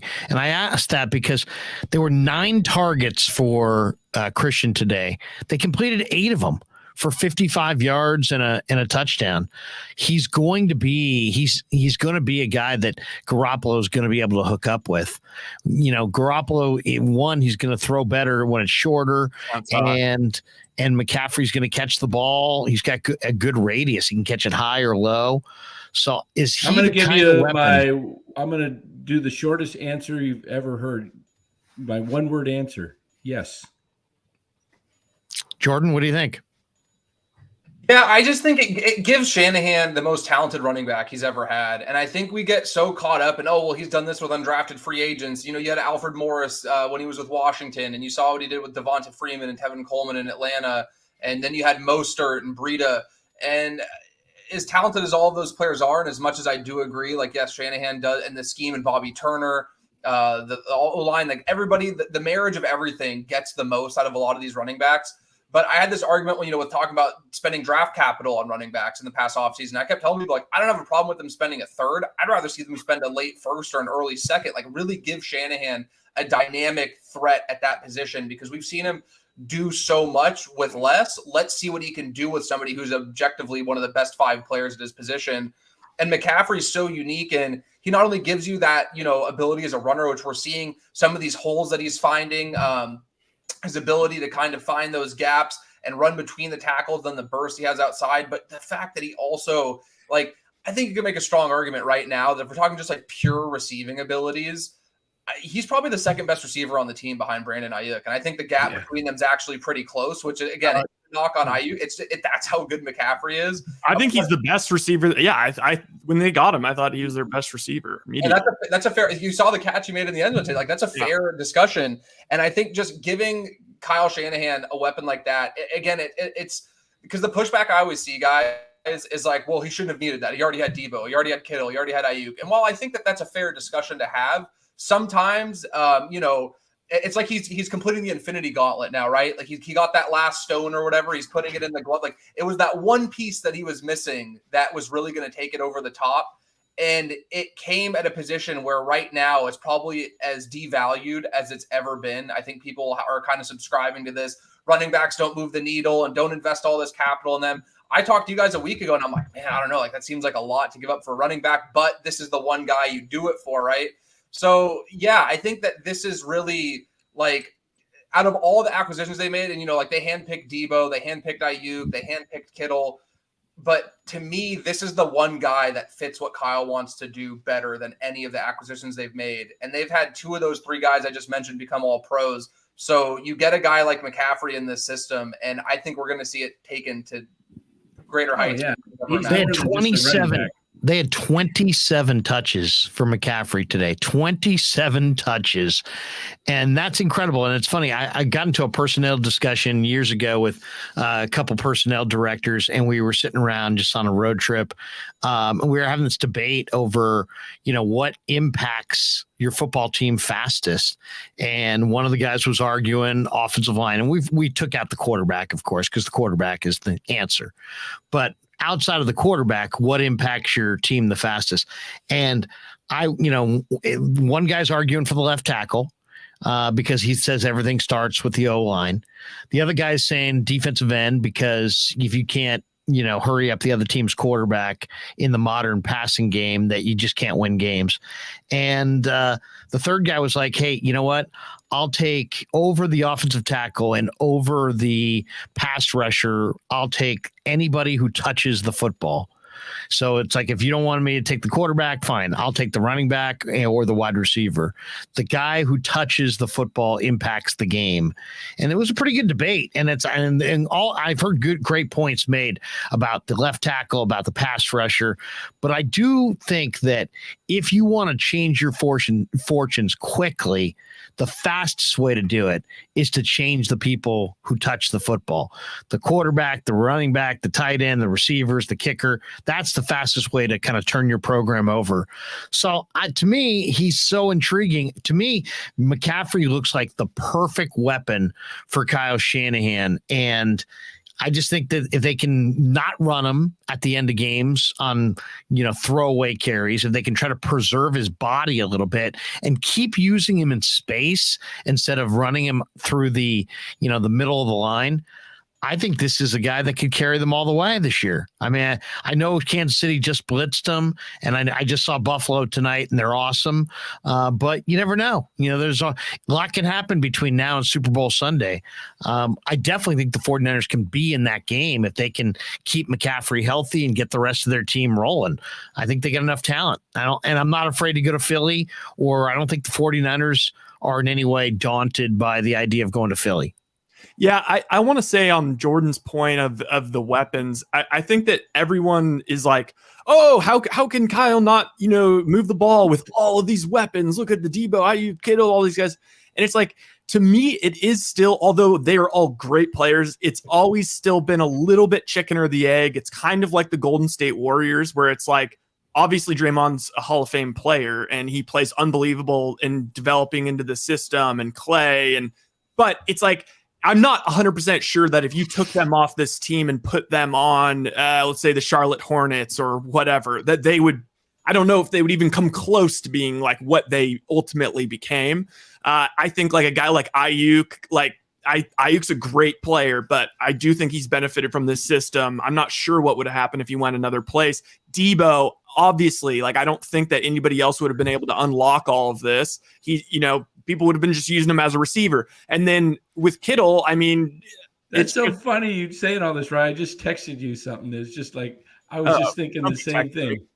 Oh, it's okay. But then I was going to say, McCaffrey is he was the number 8 pick in the draft. Running backs don't go. I mean, I think he lost the Heisman to Derrick Henry. Derrick Henry was a second. He got robbed, really. He got robbed. Derrick Henry was a second rounder. He was a top 8 pick. He's legitimately pedigreed at every level and came in and has been in some dog shit offenses and has been an offense onto himself. At bare minimum, you can have just a crappy quarterback in McCaffrey and at least kind of move the ball. So he's kind of like KD at this point. It's he is a proven, legitimately, I think he was a top 10, voted on as a top 10 guy in 2019. Bringing him in here, it's sort of we're so used to Kyle being able to get the most out of these guys. He is already this blue chip great guy. Now it's kind of whoa, this guy could be the limit. This week was not necessarily even the maximum of his capabilities. I don't think that the offense is I think the offense is gonna look way crazier when Debo's back. This hasn't, and you get McCaffrey learning the playbook more and more and getting his timing down. I mean, the fact that him and Jimmy were on the same page on that TD was just incredible, because that is it's like pickup football right there. It's instinct. It's instinct. You heard Jimmy say a couple weeks ago. There was no pointing even. It wasn't he pointed to an area. He just went to the open spot. Jimmy read it, and it was a beautiful thing. I mean, they both felt like he was covered there, so he just slipped back door. Jimmy say just a week ago that Kyle or Christian's like a quarterback. He sees the field like a quarterback. And that's it's funny. What he was talking about. The other thing I thought that was interesting this week was that Jimmy was asked, how do you get back? How do you get that edge back? You guys just got run by Kansas City. And he said, hey, it starts in practice. And we really have to have that sense of urgency in practice. And this team does seem like it could be kind of laid back. I mean, at his core, I think Kyle Shanahan is probably kind of a laid back coach compared to a lot of NFL coaches. I'm not saying he doesn't have any fire. I just think that he's a little bit more chill than the average NFL coach. So maybe they're a little too laid back. Maybe they need to have, the stakes, raised a little bit. And maybe they, that's part of their slow starts. They've almost consistently started slow under Shanahan. Not always, but an awful lot. I wouldn't read into his demeanor as a lack of fire. It's just his. No, I'm not saying I didn't say lacks fire. I said that basically I'm just saying that he is a chill guy compared to a lot of NFL head coaches. Well, you see guys running up and down like McVay or other guys or Saleh and stuff. But what I'm saying is Shanahan's a fiery competitor. He's a fiery competitor. He just is. It's just inside.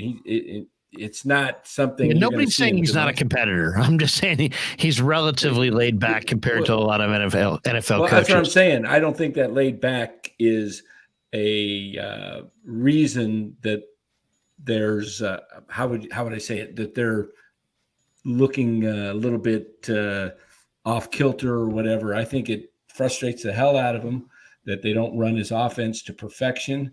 And I think my point was just that Garoppolo had the quote this week where he said, hey, you know what? We practice with intensity. We have our backs against the wall. We needed to have a little stakes, the stakes raised a little bit. And it's about urgency, and it's about practicing, during the week with urgency.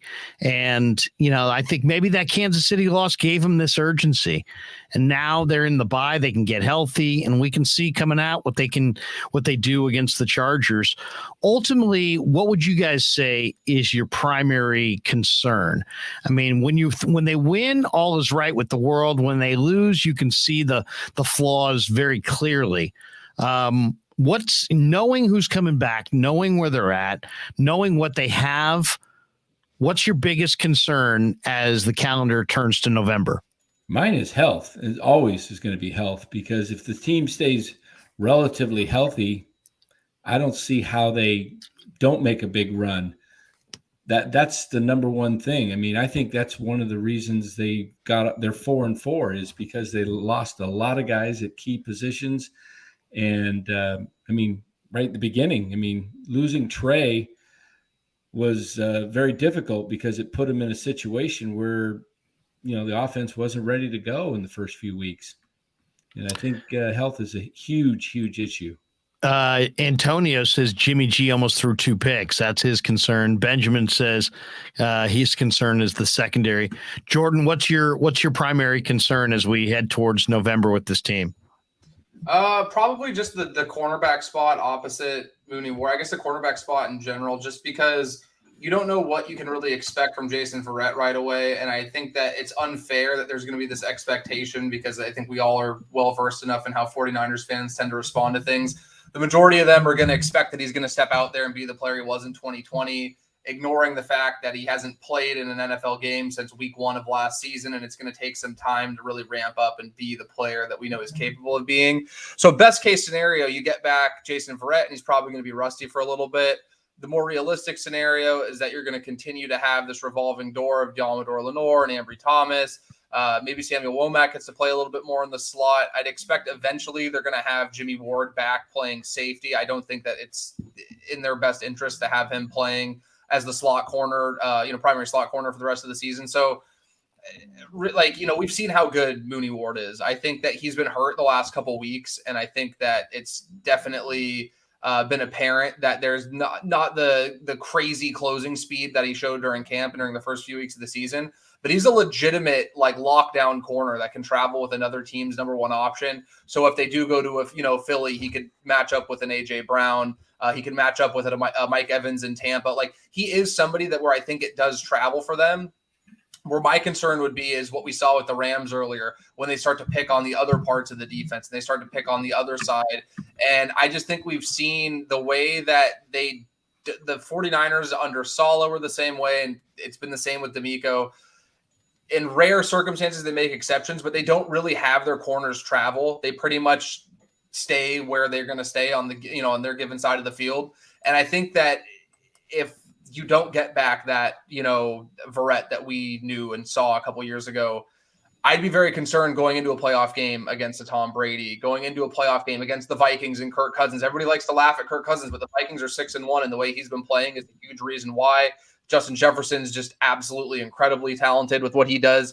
And so many of these receivers that you're going to see, like a Justin Jefferson potentially in the playoffs, like an A.J. Brown, you can kind of scheme around a Mooney Ward, where even if you did want to have them travel, we've seen their ability to get guys free with motion, pre-snap, and pick plays and stuff. So I agree with what you said, Larry. Like, you're only as strong as your weakest link, right? And I think that my biggest concern would be if they don't get just an average level of play from that other cornerback position, that could ultimately be what sinks an otherwise extremely talented defense that has the capability of putting them, through a deep playoff run. Jordan, could you see them like Verrett kind of being, to use an analogy, like Clay coming off the injuries, and Clay was just rounding into form about the playoff time, where you started to see him knock down his shot, and he did pretty well in the playoffs with his shot. I mean, Verrett, if he gets in 7 games in the back half, and they spot him in,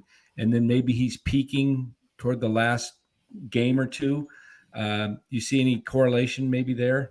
Yeah, I think that's honestly, Dan, like because best case scenarios rarely ever happen, right? So if we're talking realistic scenarios, I think that's absolutely in line with something that they should be, optimistic about, because I think this team's talented enough that they can get to the 9 or 10 wins it's going to take to get in the playoffs, right? So one of the beauties of the NFL, one of the reasons why I love covering the sport and consuming the sport, is every game matters, right? It's one of the few sports where every single game feels like it matters. So I don't want to downplay and say, oh, they can just go on cruise control until week 16 and then have Verrett ready to go. But I think the rest of the team is so talented that that's not going to be what prevents them from getting there. Just like I thought the Warriors had enough depth last year. They didn't need to throw Clay out there right away. They were able to kind of allow him to round into form.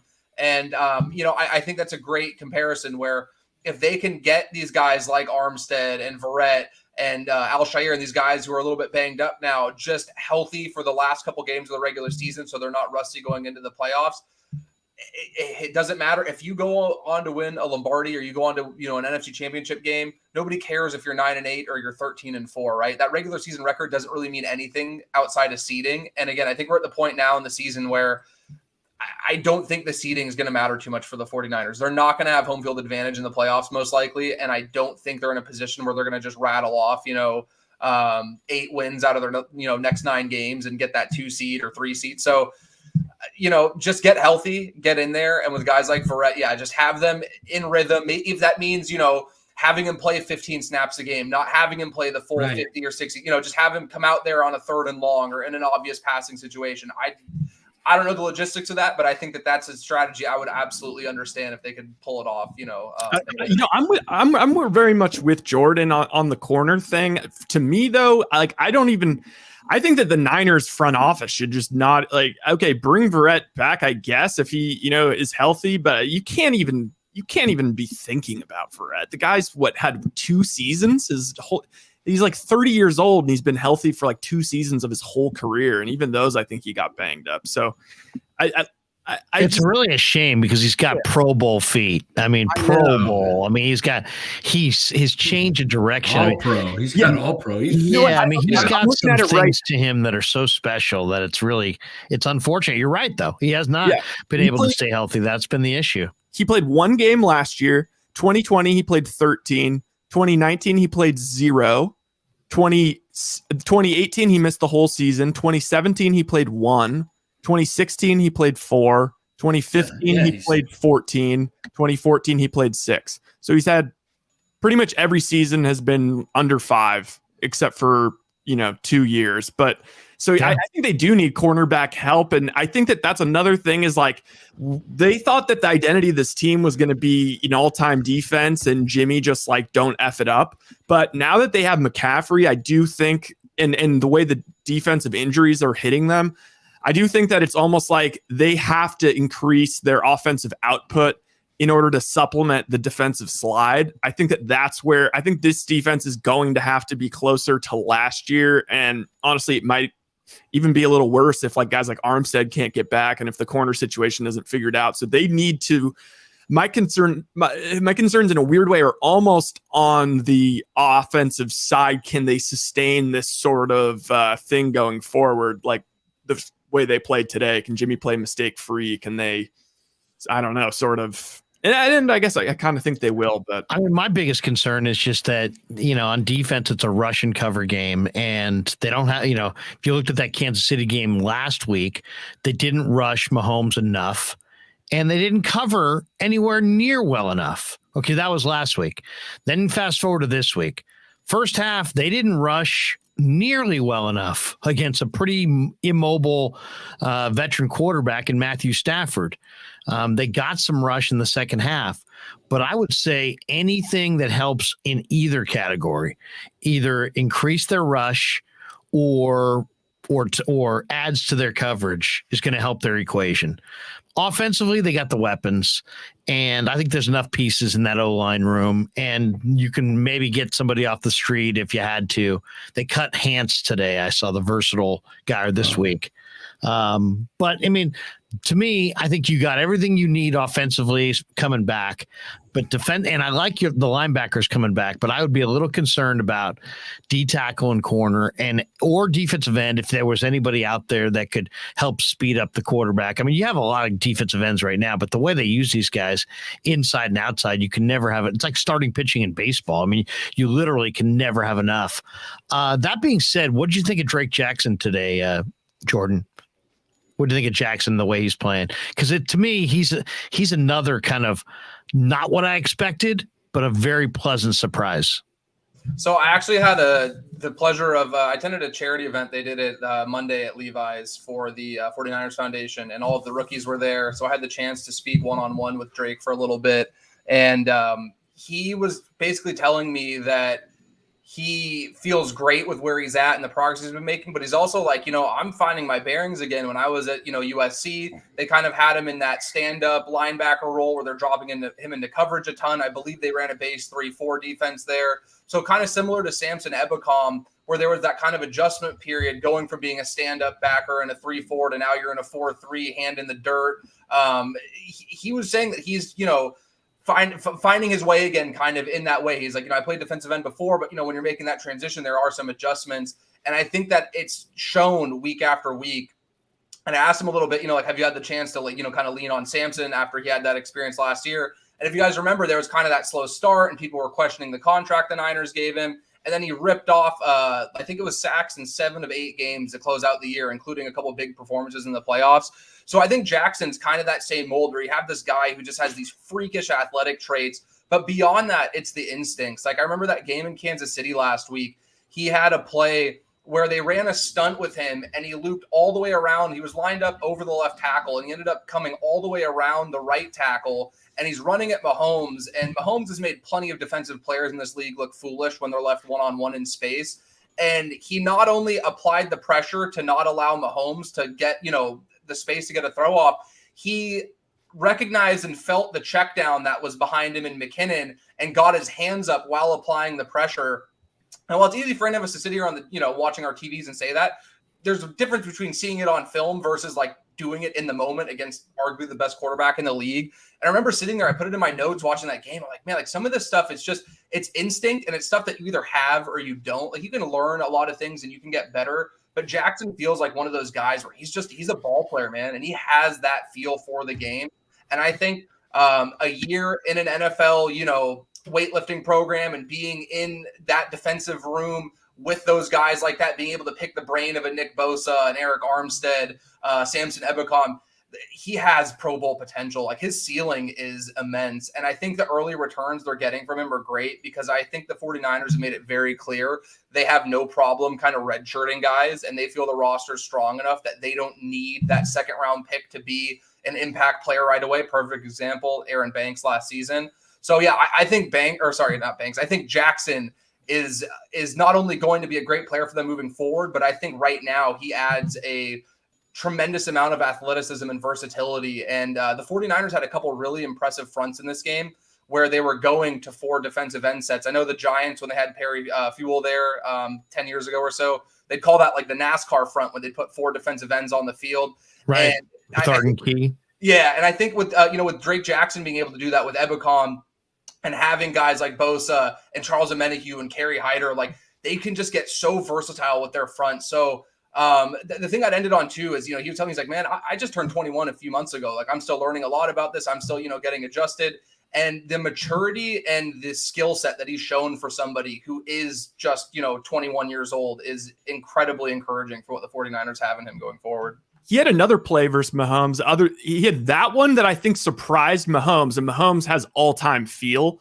And then there was another one where I think Mahomes felt like he was all good, and Drake got two hands on him, and all of a sudden he's like, "Oh crap, I'm going down." And Mahomes almost made a bad mistake with a throw that could have been a pick if it was honestly if Drake had a little bit less on him. But yeah, to add to that, Jordan, what Larry and I are hearing in the locker room is all the D linemen are like in awe of this guy and are like kind of like freaking out and like, oh my, like this guy is going to be insane. Like even Bosa thing is like, he has more bend than I do. I mean, the guy's doing freaking flips and stuff after the game. How about that? I mean, the cartwheel flips over. The guy goes about 265. I mean, that's just crazy athleticism. And you're right. I mean, a year from now, he's going to be bigger, stronger after a year in an NFL weight room. The sky's the limit for Drake. What a draft choice. I mean, that's a first round draft pick in the second round. And that was a hell of a pick. Jordan, I don't want to take too much more of your night, but I have to read this one from Jaguayo, who says, donates $2. Says, any chance 49ers could get Deron Payne from Washington? Okay, this is what I want to do. I want to get a glass of water. I want to play this one ad. I want you guys to all come back for one more question here, and then we'll let Jordan get on with his night. The question is this. We know the Niners have a lot coming back internally, but if you could add one realistic get, not if they could Trout. Not Mike Trout, Danny. Not Mike Trout. Guys, knock up. I think I brought up Trout twice. Don't say Jonathan Taylor or something ridiculous. I've already got my guy. If you don't, keep it. I'm going to mute you just because I think you might blurt it out. Okay, so we'll do this. I'll play the one commercial, then we'll come back, and the one player that you would like John Lynch to add before the deadline on Tuesday that could help vault the 49ers into the Super Bowl in Glendale, Arizona. All right, we'll play this. We'll be right back next with more on the Krueg Show. Larry Krueger here for Telmetrics. Thanks to Casey Bateman and the good people at Telmetrics. If you're an occupational therapist, if you're an orthopedic surgeon, a chiropractor, a physical therapist of any kind, Telmetrics is designed for you to use in your practice and will greatly benefit your patients. Telmetrics uses computer vision and artificial intelligence and provides a platform for outpatient rehab therapy services, both in the clinical and the telehealth environments. So using Telmetrics can improve your patient's experience and much more. So for all your sports injury needs, or if you're a physical rehabilitation specialist of any kind, make sure you use Telmetrics.co, Telmetrix.co. And thanks to Casey Bateman and all the good people at Telmetrics for being a proud sponsor of the Krueg. I'd like to thank our sponsor, Dan Coccimilgio. Dan is a buddy, and he is a phenomenal retirement planning specialist. And you can contact him today at securemoney.com or at his number 925-628-9966. There's a lot of uncertainty in our world right now, and you want to make sure that your money is secure. That is the key. Danny's got 25 years of experience, born and raised right here in the Bay Area, and he can help you get an immediate 10% premium bonus on your principal retirement account. So give him a call, 925-628-9966. He'll make an appointment with you, and you can sit down. It's not a one-size-fits-all kind of a deal. He'll consult with you and come up with a strategy to get you going to where you want to be. Once again, 925-628-9966, securemoney.com on the web. And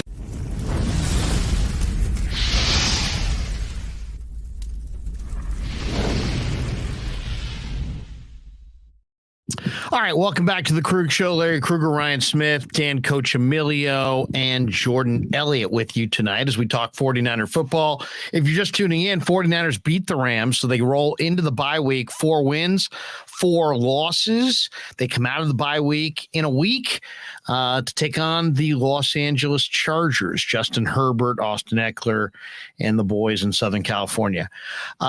If you could add one player or have John Lynch add one player before Tuesday's NFL trade deadline to help the 49ers get over the top, who is your one player? Who wants to go first? Danny, you might as well go first because you said you had your guy. So I will unmute you. What are you eating, by the way? Oatmeal dark chocolate chunks from Heavenly Hunks. Okay, Dan, there you go. It wouldn't be a live stream if Dan didn't eat. That's Jordan's, right. Jordan's sitting there going, you eat during your live stream? What the hell?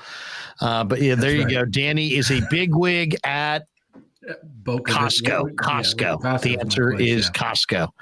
Yeah, right, my Danny, guy go ahead. would be, I don't think it's probably realistic because of the contract, and I would trade a future one for this guy, but I don't think the Niners have enough Wards in the backfield, in the defensive backfield.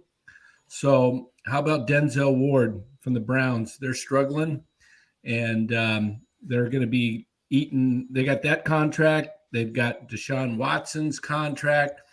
They may be feeling like they've got too much money committed going forward. Maybe they'll trade a future one and another pick or something, and the Niners can figure out the cap problem later on because he's a shutdown corner. Now you got 2 shutdown corners. Denzel Ward. That would be good. That would be interesting. Greedy Williams, Peter says. Rye, what do you got? I'm going. You can add one piece to the puzzle, have Lynch add one piece to the puzzle, gets him over the top. There were some murmurs about this one last year. I'm going to go Stephon Gilmore. It seems like he's out there to be had. Colts are going nowhere fast with Sam Ellinger, and he has a 1-year deal. It's going nowhere. Yeah. So there's murmurs about him going to the Ravens, but I saw the Niners as one of the potential landing spots. So interesting. Jordan, who's your guy? Who's the guy that you would add to get the 49ers over the top? So I'm sticking with the cornerback as well. I love that we're all on the same page here because I do think that's the area that if they're going to address and make a big move after the capital they invested in McCaffrey, like that's the route to go. Mine is interesting because I think there's a chance he could get moved, and actually I've seen a couple of notable reports that they could be moving him, but it's still a team that might think they can contend. So the person I'm going with is Sean Murphy-Bunting, the cornerback of the Tampa Bay Buccaneers. He's young. He's in the last year of his rookie deal. So you would only have him, under contract throughout the season. And then beyond that, you'd have to figure out if you feel would that be part of the Brady deal, or do you think separate? After the way Jimmy played today, maybe the price went up. Maybe it is Brady and Bunting for, Jimmy back in return. The price went up, man. So I'll leave Mr. Lynch to work out the details. But I just think with a guy like him, he's young. He's shown flashes in the 3.5 years or so that he's been there. He's not somebody that's going to really put stress on the cap space they do have left this season. It seems like Tampa has kind of, they have other players that could slot in there and they need the capital as well. So I think it makes sense for both sides. And he has experience playing in the slot. He's somebody that you could effectively kick inside. And hypothetically, if you do get back, 80% of what Verrett was before and he's starting, and you have Mooney Ward and then you have Murphy Bunting in the slot, that secondary becomes really scary. And then you get it back, an Al-Shaair and a Greenlaw. And if that defense is intact, like there isn't an objective weakness that you can attack. If I'm an offensive coordinator planning for that defense, I'm up at night staring at the ceiling, stressed out because there's not one area that I'm going to feel confident about attacking. So that definitely would be the guy I would look at. And I think that Ryan and Dan had great answers as well. I think if they are going to make a move, it has to be a corner. I saw that rumor as well, and I love that idea, especially because he's younger and he's like diminished playing time. But do you think that there's any sort of for the Bucks, they've still got plans of winning that division and making the playoffs? Maybe they don't want to help out another potential contender. Yeah, I think that's where it would be a little difficult. That and the fact that the Niners would probably at best be able to offer one of their compensatory 3rd-round picks or something like that. But I also think that, Jason Licht's running the Bucs, and I think that he's done a tremendous job. I think it's so unfortunate that the greatness of Tom Brady has kind of overshadowed the job he did building that team up. And I think he's well aware that, as much as Brady wants to play forever and it seems like we're never going to get the official retirement from him. Like it looks like that time's coming, right, guys? Like it feels like that's going to be happening pretty soon. And for a team like Tampa, like they need to start replenishing and rebuilding with some younger players, because it's not just Brady. You're also going to lose, not lose, but, Levante David's getting up there. And if you're going to keep him, it's going to be expensive. He might be a guy that they let walk. Like that roster is, we always talk about the window for the 49ers. Like their window's kind of fleeting too. So I could see it being what you're saying, Ryan, where they're like, hey, like this is the, our last chance. We might be really bad for a while after this. Let's go all in. Or I could also see them kind of trying to straddle the line between both and say, hey, as long as we have Brady and we have some of these skill position guys on offense, we'll have a chance.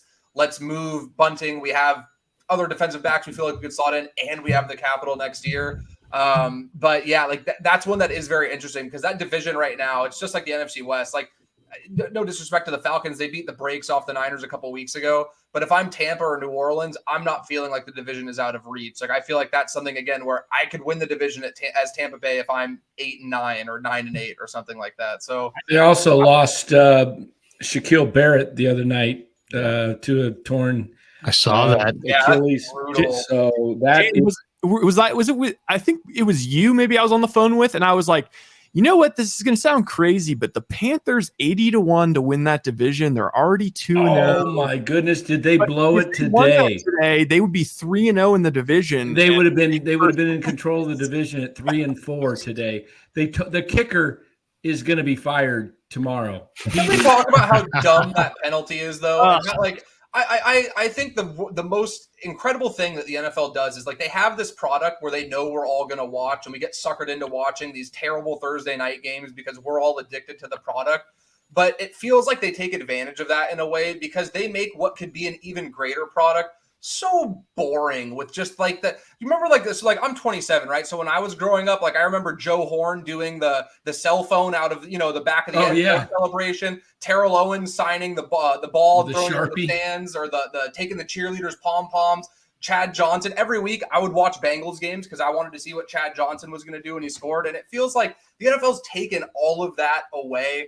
Even like the Niners game, like that penalty they called on Allen Robinson when he just went like this next to, signaling the first down next to Talanoa Hufanga. Like, come on, man. These are grown men beating each other. Exactly. They're grown men. They're it was fired the up. play of the freaking year. Yeah. A team that you guys, the NFL does not want teams tanking. This is a team with an unbelievable story. All of a sudden, they're about to win this game. And look, I could see if this was 20 years ago and in the point afters were chip shots, but they moved it back. You can't have them make a 48-yarder if you're going to call that.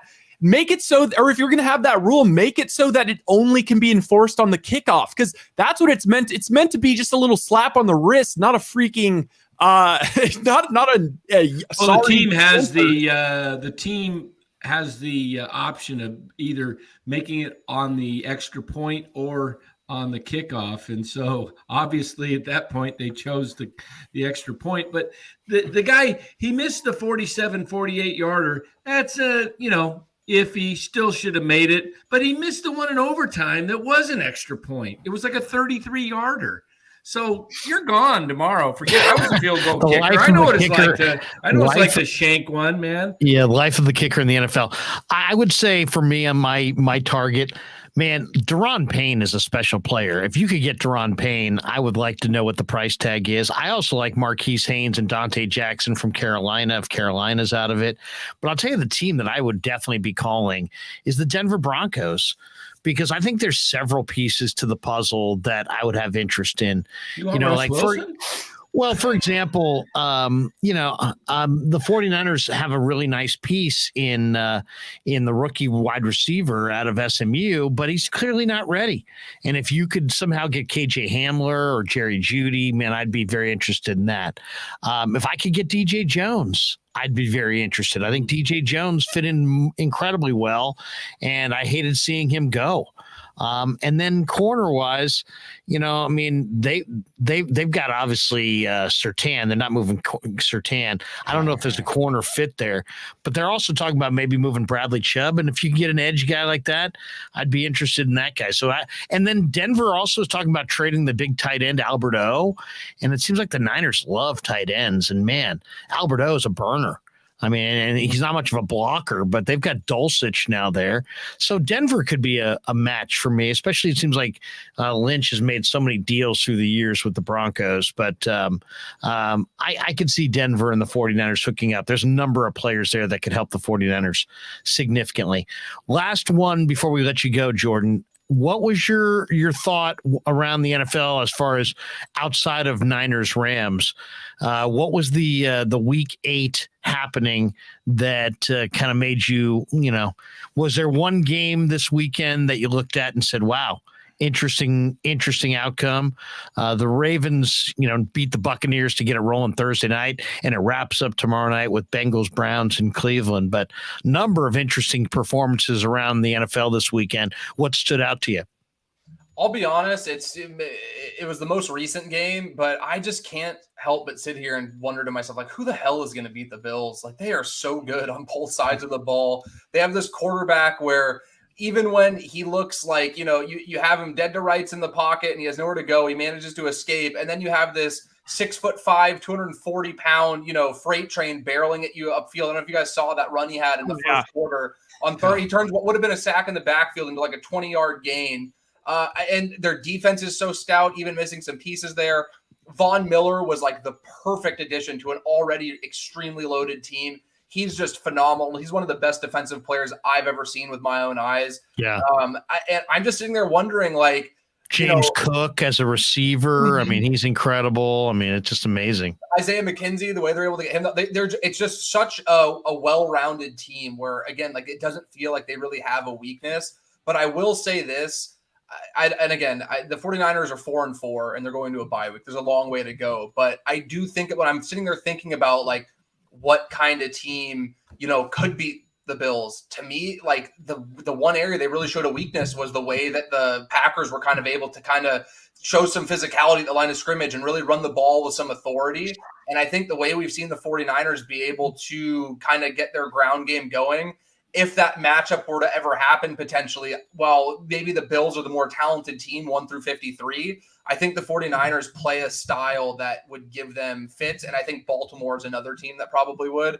But my biggest takeaway was really just like, to me, they're just so far and away ahead of everybody else, and the only team that's really given them fits in my eyes that would translate if you were to play the game over a few times, and have like a 7-game series or something, is Kansas City. I forget. I know they lost to another team earlier this year. I'm blanking who it was, but to me, it was like they lost to the Colts. Colts, yeah, okay. So with stuff like that, like it's the any given Sunday thing, right? But to me, it's just like, man, like the Bills are so good right now, and to me, it's just like they're the class of the NFL. And then on the flip side of the NFC, like the Eagles, they're so dominant at the line of scrimmage. I know today AJ Brown had the big day, and Jalen Hurts looked really good as well, but when you have a team that's that stout on the offensive line and they're able to get pressure the way they can, and then you add in a piece like Robert Quinn, like those two teams just right now look so far ahead of everybody else. And I guess my biggest takeaway is, how will that translate into the playoffs? Because again, like last year, like the Packers looked like they were miles ahead of all the other teams in the NFC. And, the 49ers went in and beat them in a game that was, 13-10 was the final score. Like, I'm just sitting in basically – how real is what we're seeing from Buffalo and Philadelphia? And is it as simple as like, these are just the two best teams and they're going to end up on a collision course when the playoffs come around? I think the Eagles are playing Gonzaga's schedule, and I think that it's going to end up coming to bite them. Yes, they're going to play Dallas, but I think that Green Bay, in a weird way, was kind of affected by their own success. All these years going 13-3, 13-3, 13-4. And then when they get to the playoffs and all of a sudden they get punched in the mouth, I think that it's a little bit hard when you didn't really go through that turmoil during the season. I think that there's an element of sort of toughness and lacking that. And I think that the Eagles, I mean, obviously everyone talks about their second quarter scoring. Their second quarter margin is insane. It's like the Warriors in the third quarter. So I just would like to see them face an opponent that kind of has them down, and I want to see them fight their way out of it. If you look at their schedule, it hasn't been difficult really, and it's not really going to be difficult. And so I would pose this question to you guys, because I saw this was a bet not in Vegas right now. They have it at a bunch of casinos. Okay, the bet is it's minus 110 both ways, so just like a regular line. To win the Super Bowl, Eagles, Bills, Chiefs are minus 110, one of those three, or the rest of the other 29 teams minus 110. What would you guys go with at this point? Wait a minute. You can go Eagles. You can go with the three favorites: the Eagles, the Bills, and the Chiefs, and or the field, basically. So you don't have to pick one of those three. You just take any one of those three to combine. Yes. So one of those three is going to win the Super Bowl, or one of the other 29 teams is going to. So you have to think Kansas City and Buffalo may end up in the same side of the bracket. That'll knock one of them out, or they might meet in the AFC Championship and you're guaranteed to win or to have somebody in the Super Bowl. And then you got to kind of bank on the only team that I would probably, because I'm picking the 49ers and I'm going to stick with it. But if I was betting on taking that bet, I'd probably take one of those three. Yeah. I mean, I think most people would take one of those three. I mean, the only other teams I think that even have a remote chance would be the 49ers and maybe Dallas. Yeah. You know what? Let's do that. One second, Jordan, before you go, let's figure out what teams at this point in the year, we're almost halfway. Which teams do we think in actually have a possibility of winning the Super Bowl at all if everything breaks right? And then I also my list is super short.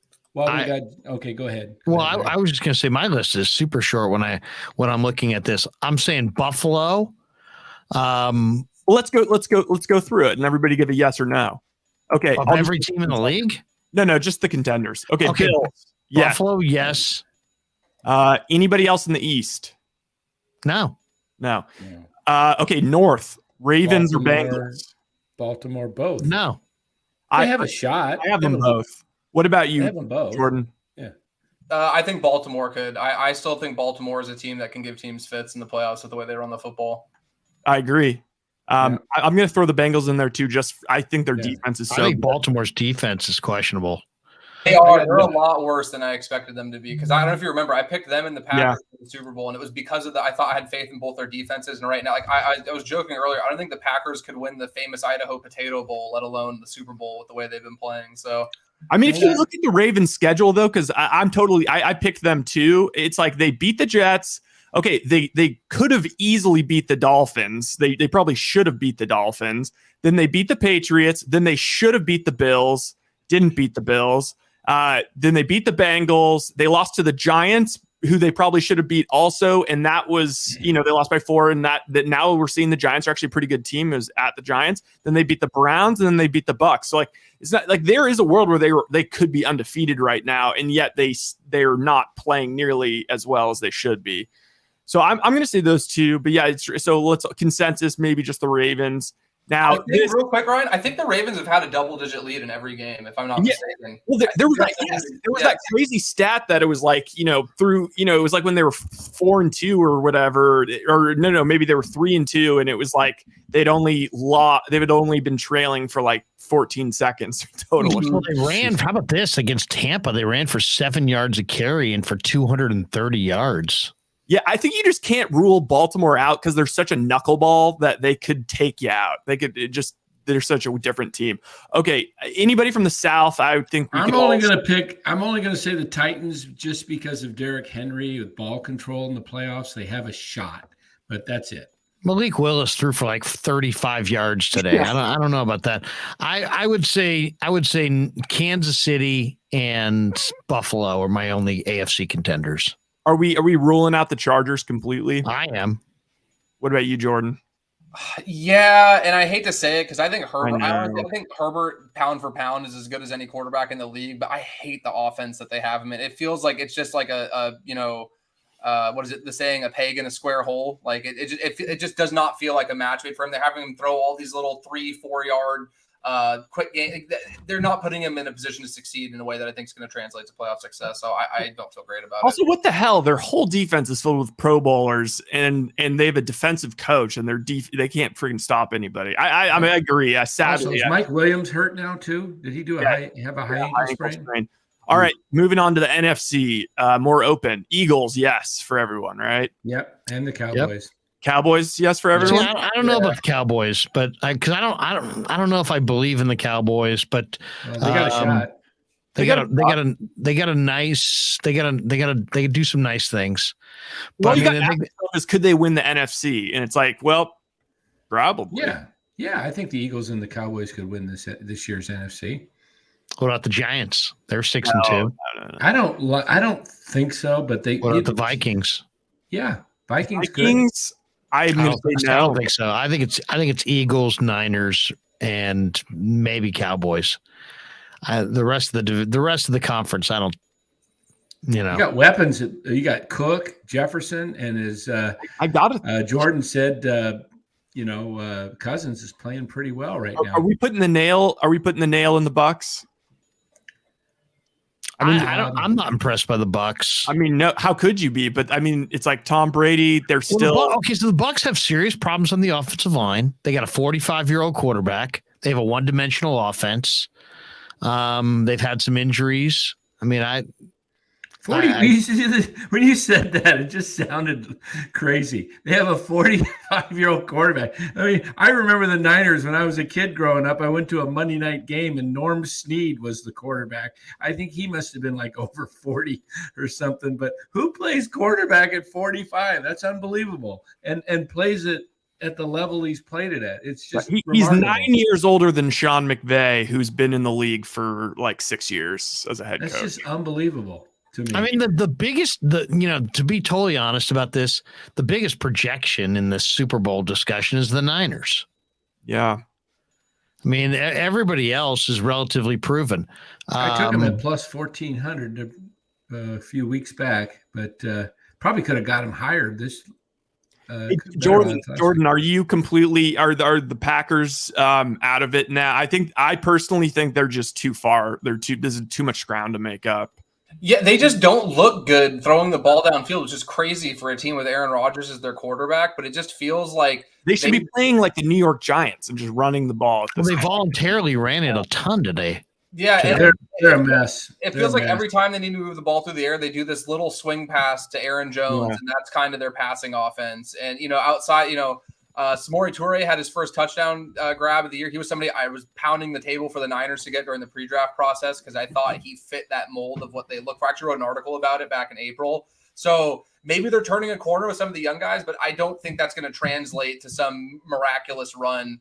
Even with Romeo Doubs making a couple really impressive catches today, like they're just not getting the production that they need. And it's wild how much they were getting. Like Devontae Adams, I still think is the best receiver in the league.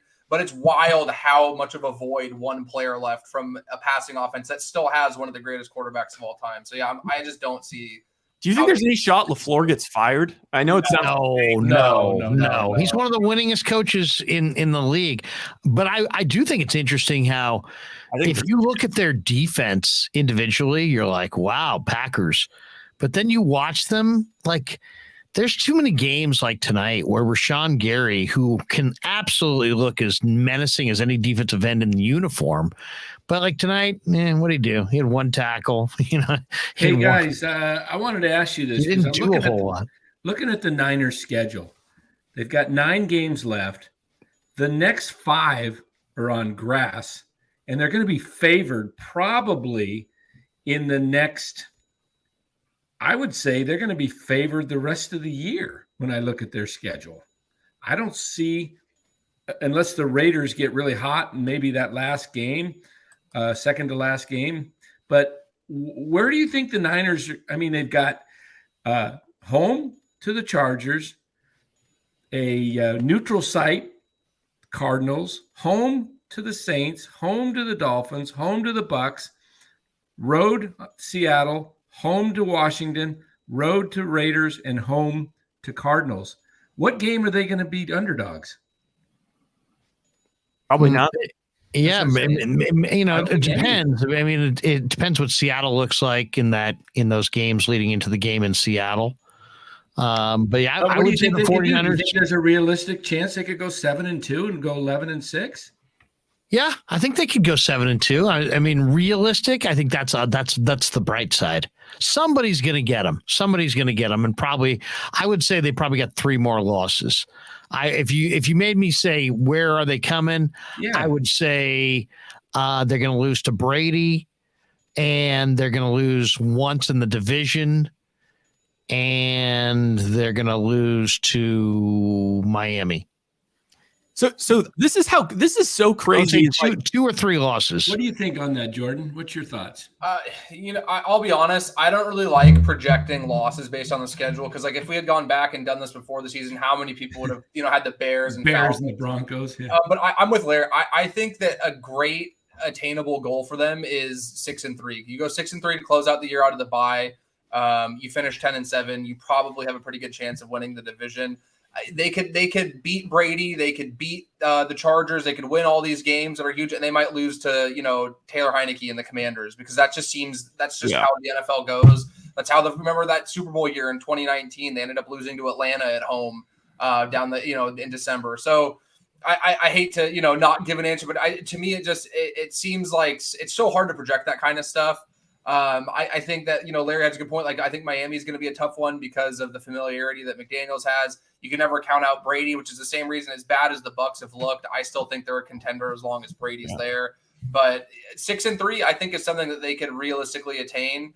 7-2 is absolutely in play, but I'm with Larry. That's like more on the optimistic, like things have to go right and injuries can't happen because a couple teams are going to get them, Like Waddle and Tyreek Hill, if the Niners don't fix their secondary situations, is scary. That's why we're all pointing at corners because there's some big time guys. Jordan, we'll let you go, brother. Yeah, great stuff. For people who have never read you on Niners Nation or after watching you today are like, hey, I like that kid. He's sharp. I want to go read his next article on NinersNation.com. It is the bye week. Does Kyle Posey give you a bye week or are you, nose to the grindstone? You'll be writing something else about the advantages of bye weeks or, what should we be looking for from you in Niners Nation this week? Knowing Kyle, he's a fantastic editor. He will push for me to take some time off and recharge. But the way I am personally, I'm probably going to still be writing every day. I love doing this and I get great joy out of doing it outside of it being my job. So I'll probably find some way to fill the airtime. I know for sure the next couple of days I'll be doing some breakdowns of today's game. I'll probably fill a couple of those days with some film stuff and breaking down some of the offensive stuff they were doing. Maybe a little bit of the D-line. I was really impressed with some of the stunts they were running and some of the creative ways they were able to free up their pass rush. And then I have a couple stories that I've been saving for the bye week. I spoke with Drake Jackson last week. And I asked him a little bit about, what was it like to get that first sack on national TV against Russell Wilson, and he was actually telling me that he actually attended one of Russell Wilson's camps when he was a kid. And he, Russell Wilson told him when he was a kid, dream big and, the sky's the limit for a guy like you. And he's like, man, I ended up sacking this guy on an NFL field. So I got some really good quotes from that and kind of a little, kind of profile of Drake Jackson, the person, as much as Drake Jackson, the player. So I'm going to have that come out. And just kind of the outlook for the second half of the season. And, definitely try to do my best to get a head start on the Chargers film and see how the 49ers match up with them. So my goal is to have articles Monday through Friday over the next 2 weeks. If I end up slipping on that, I apologize because even us folks covering the team need a break once in a while too. So we'll see how it pans out. Well, Jordan, you'll never have to worry about Kyle saying to you what Larry's boss said to him. You're lazy, Larry. Let me tell you, you're a nice fella, but you're lazy. You're lazy. All right, Jordan, good stuff, man. We'll talk to you soon. Thanks again for hanging. Appreciate you. Man, we had these guys on the left, and you and I on the right. I was like, I out-aged both of these guys combined. Oh, disturbing. You know what's a disturbing one is if you combined both of our ages, we still wouldn't be able to together live inside your community. That's right. You That's fall great. short a year. Seriously. So that's super interesting. So that we have That would be a great TV show, dude. Two young guys crash a 55 and over community. and just standing on my shoulders in a trench coat. Like maybe because it's like really good rent or like it would be a great comedy. Why are they living in the 55 and over community? The rent is incredible. Combined we're 55. So, I mean, does that seem right to you? So it's the contenders in the NFC are only the Eagles, Cowboys, and Niners, and then what I put as the maybe is the winner of Bucks Rams this week. Okay, You don't have the Vikings as a contender though. Really? I did an interview with Michael Irvin and Damon Bruce on 95.7 The Game a couple weeks ago. This is like 2 weeks ago, and Michael Irvin said Niners, Cowboys, Eagles, only contenders in the NFC. Yeah. So I just think that we want to hedge and give people that don't really have a chance. I would say it's Niners. I wouldn't even give Cowboys respect. Sorry, Guru, but I would give no Cowboy respect. I would just say it's Niners, Eagles in the NFC, and it's Bills and Chiefs in the AFC. And if anybody else wants a surprise, if somebody else wants a surprise and interrupt the party, well, that would be kind of cool if that was the Final Four. Your two championship Could the Niners go into Philly and beat them? Yes. And then the question is, who's winning? Bills, Chiefs. I mean, I think the Ravens are a maybe, and I think the Bengals are still a maybe. Okay. And what, do you agree that it's kind of a winner go home? I actually think if there's a maybe, it might be Tennessee. That's what I just think Tennessee is really strong because of the run game. You get in the playoffs if you can control the clock. Who knows what Malik Willis will be like? And if it's Malik, who knows? If it's Tannehill, he's been bad in those situations. Might come back. Do you think that Tennessee's a little bit better than people think? I agree. Would you say that we can completely rule out the loser of Bucks Rams this week? I feel like that's kind of like a winner go home like kind of game. Very outskirts. Not the Bucks, not in that division. The Rams, yes. Bucks could lose and still win that division. I don't know. I don't think it's an elimination game for either team because of how the way the conference is looking. I like the Bucks more than I like the Rams. Okay. And I don't love the Bucks. No. But the Rams are a one-dimensional football team. I'll tell you what's going to be interesting is if in the next 24 hours the Rams get Kareem Hunt.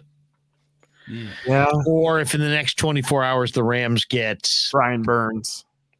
Yeah, well, Brian Burns or I was thinking maybe even Brandon Cooks. They got, another explosive weapon. Hey, look. Offensively, guys, the Rams are averaging 17 points a game. The Niners held them 3 under their season average, but 17 a game. This is not one of the epic offenses. So that's the other concern. It's like, how good should the 49ers feel? Is the 49ers defense better or is the Rams offense bad? And the 49er defense ran into an offense it can handle.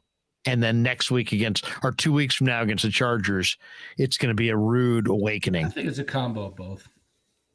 49ers, had given up no touchdowns the first, 4 or 5 games in the first half, and then they gave up 7 the last 3 games. The big change, if you look at the numbers, Danny, is that the 49ers' third down defense against Atlanta and Kansas City went from giving up a 30% complete conversion ratio to like a 67% conversion ratio. And it started off like that way again tonight. Hey, you're looking at hey Rye, looks like you broke your 7-game losing streak in fantasy. Oh Jesus. Didn't you win week 1? Didn't you win week 1? Oh, probably. Yeah, I still think I think I won in our fantasy this week. We're all 3 winners, it looks like. Really? Yeah. Yeah, I'm up 98.4 to 78.6. I got DJ Venus on the ropes.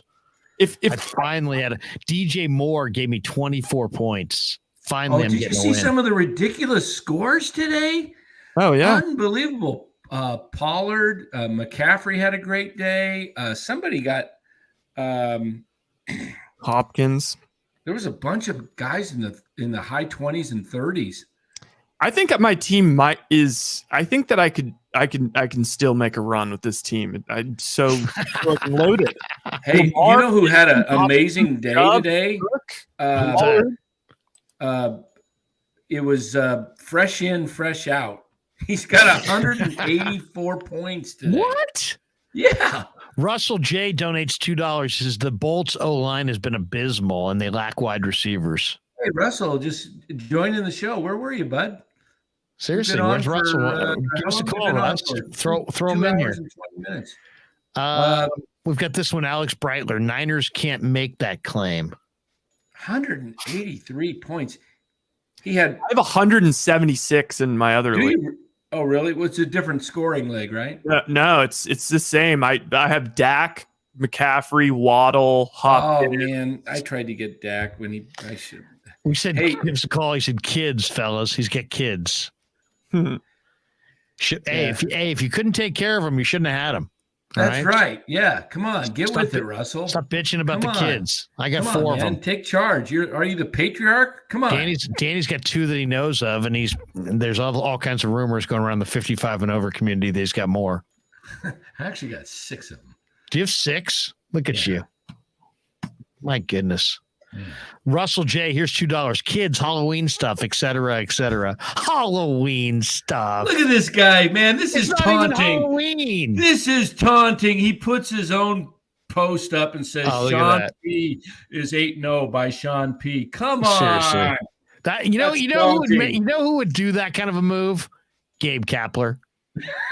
That's Gabe Kapler right there. So Sean is Kapler now, huh? That's a Kapler move right there. Tell Sean that to his face.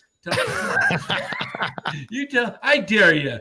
That's a Kapler move, Sean. Oh my. He says, oh no.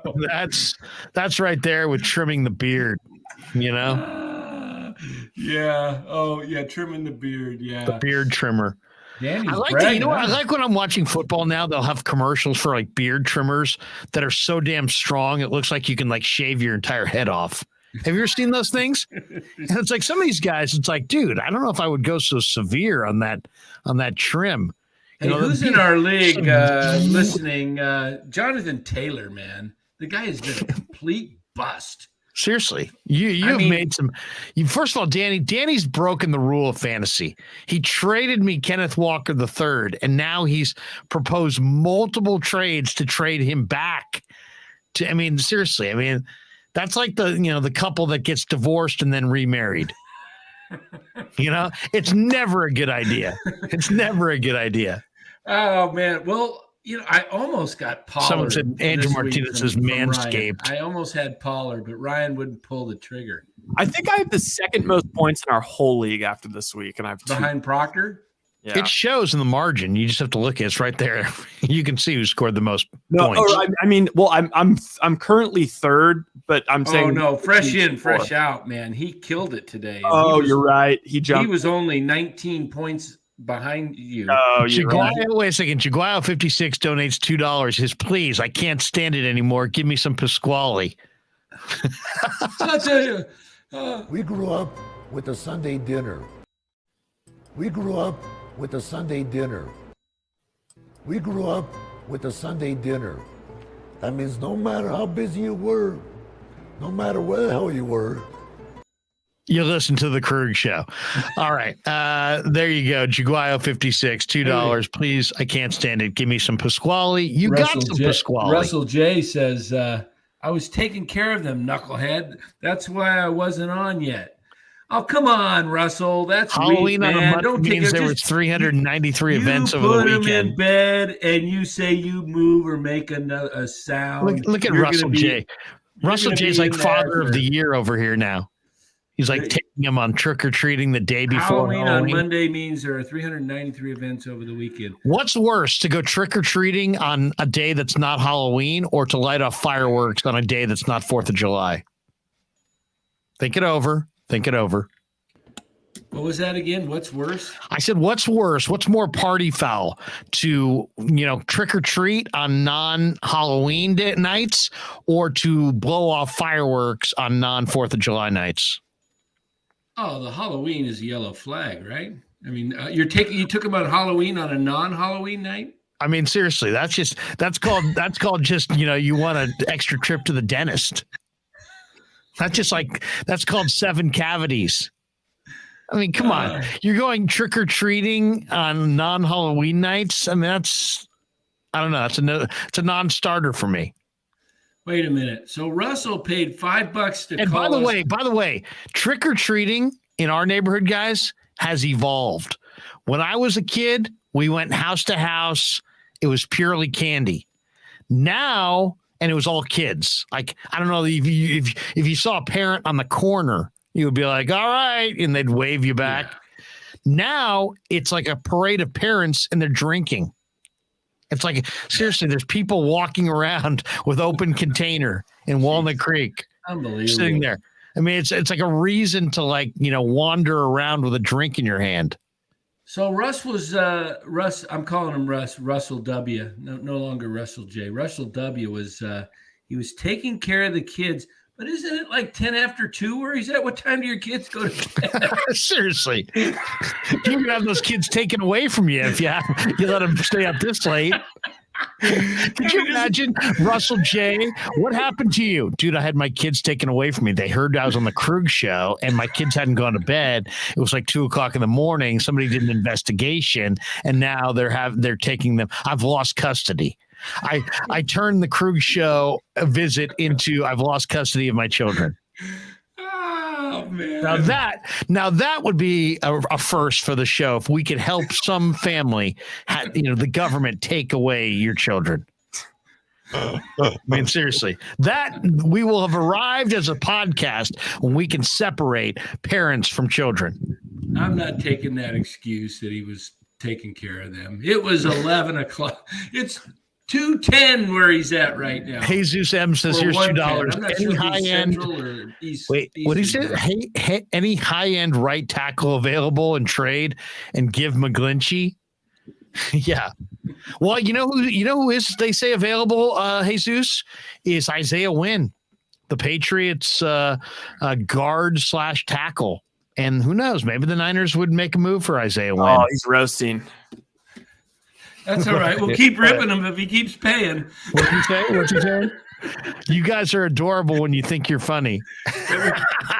Russell. But you keep paying. Russell. On, Father Russell. of the year. Come on. Hey, you got to be Russell. able to laugh at yourself. Come on, Russell. $50. Come on to the show. Come on. We'll give you Tom $50 Pierce says, if you knock, eat a knock, dog. CPS here. Let me inside.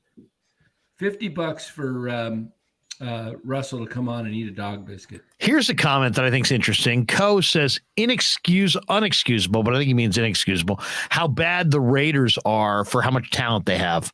Seriously, I was looking at that today.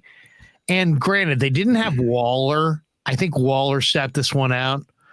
But I mean, what the hell? The Raiders lost 24-0. The Raiders have Josh Jacobs. I love Josh Jacobs. The Raiders have Hunter Renfrow. They've got Devontae Adams. I mean, my God, they had no Max Crosby. They have no sacks. No, how about this? No sacks, no hits on the quarterback. Wait, and only what happened 2 to tackles for Carr loss. today? Did they bench him? He was 15 of 25 for 101 yards and a pick, and it looks like they benched him for Jarrett Stidham.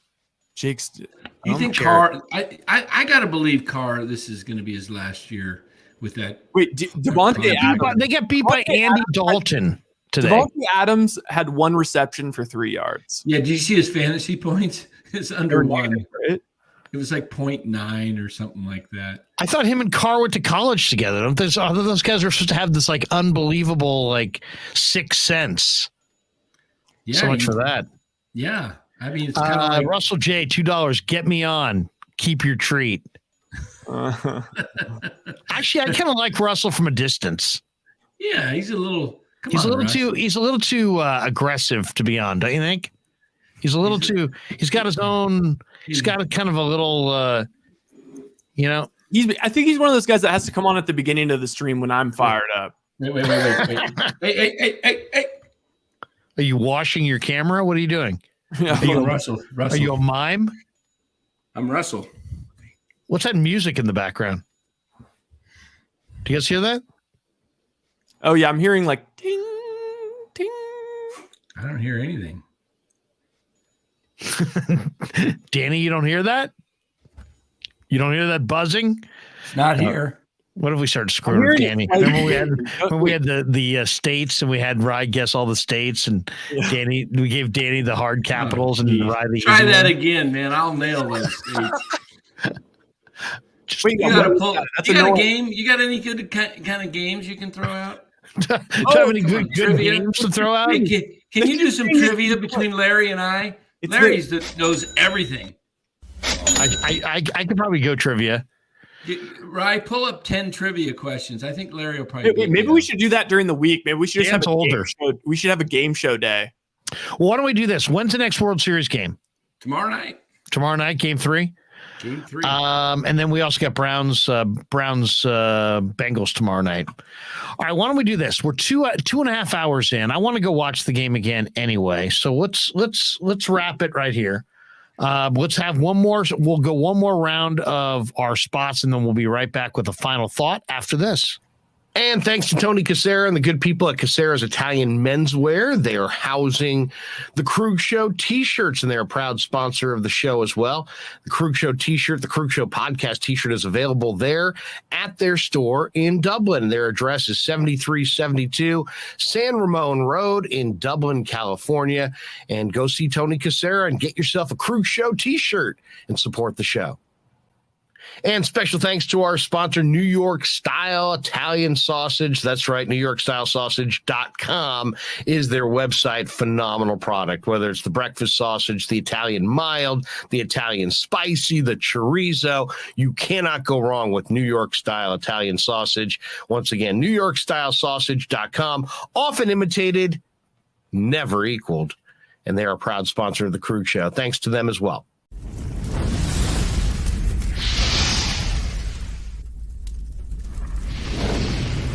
We grew up with a Sunday dinner. That means no matter how busy you were, no matter where the hell you were, you came to dinner on a Sunday night. Yeah, Sunday dinner without sausage, it's like a church without God. You know, how can you go to church if you don't believe in God? You know, and along with the sausage also became the discussions. That was discussion night. You know, it wasn't a typical family that you sit there and you're quiet, you know, and you don't talk with a mouthful. Oh no, man. Italians talk when they're eating. Italians even talk when they're sleeping. And definitely we talk with our hands. So if we can't express it through our mouth, through our lips, we express it with our hands.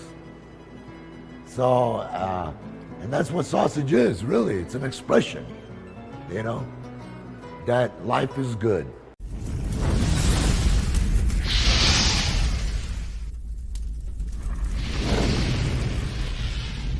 So New York Style Sausage was started over 70 years ago. We are the largest producer of fresh Italian sausage on the West Coast. What makes our sausage in New York style is really the recipe came from back east, from New York, you know, from Connecticut. If you look at all of our labels, there's maximum 4 or 5 ingredients, which we're really proud of. There's no preservatives, no MSG, fresh in, fresh out. The pork comes in fresh, goes out fresh. There's never any freezing throughout the process. We've always used fine quality cuts. We're never gonna deter from that. It's one of the reasons why our sausage is so good. I guarantee you put our sausage up against anybody else's from a flavor standpoint, no one will beat it, hands down. And do yourself a favor and do me a favor. Go buy a package of the New York style Italian sausage. Guaranteed you will love it. Guaranteed.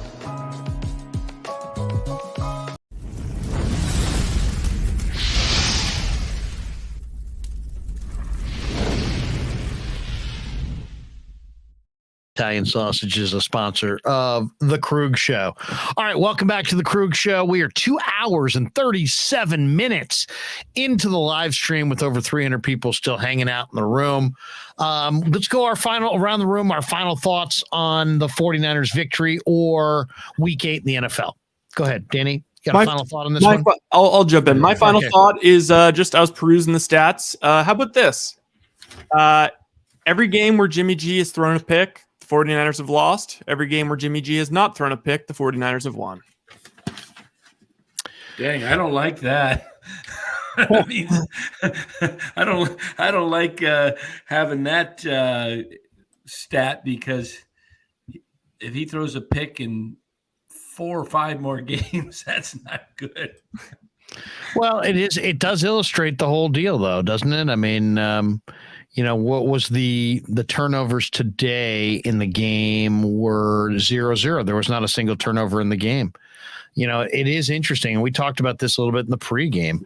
The 49ers in their 4 wins are like plus, I think let me look it up here, but I think in their four wins, they're like plus 5 in turnovers. And in the 3 losses, they're like minus 6 or minus 8, I believe, in turnovers.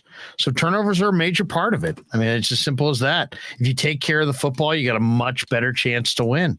And they've done a much better job of taking care of the football recently. And that's and recently being today.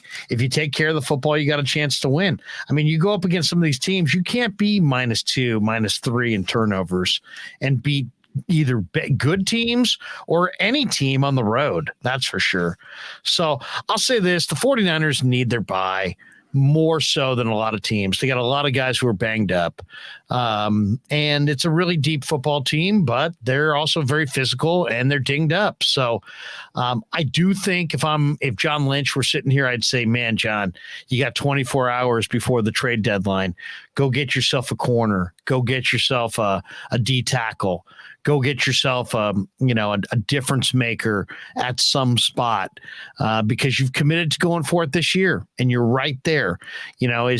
Are you better than Buffalo? Are you better than Kansas City? Are you better than Philly? No, but you could beat them, and you have as much playoff experience as any of the teams in the tournament or any of the teams that are likely to be in the playoff tournament. So I would say, overall, really good performance today. Garoppolo, a very clean performance.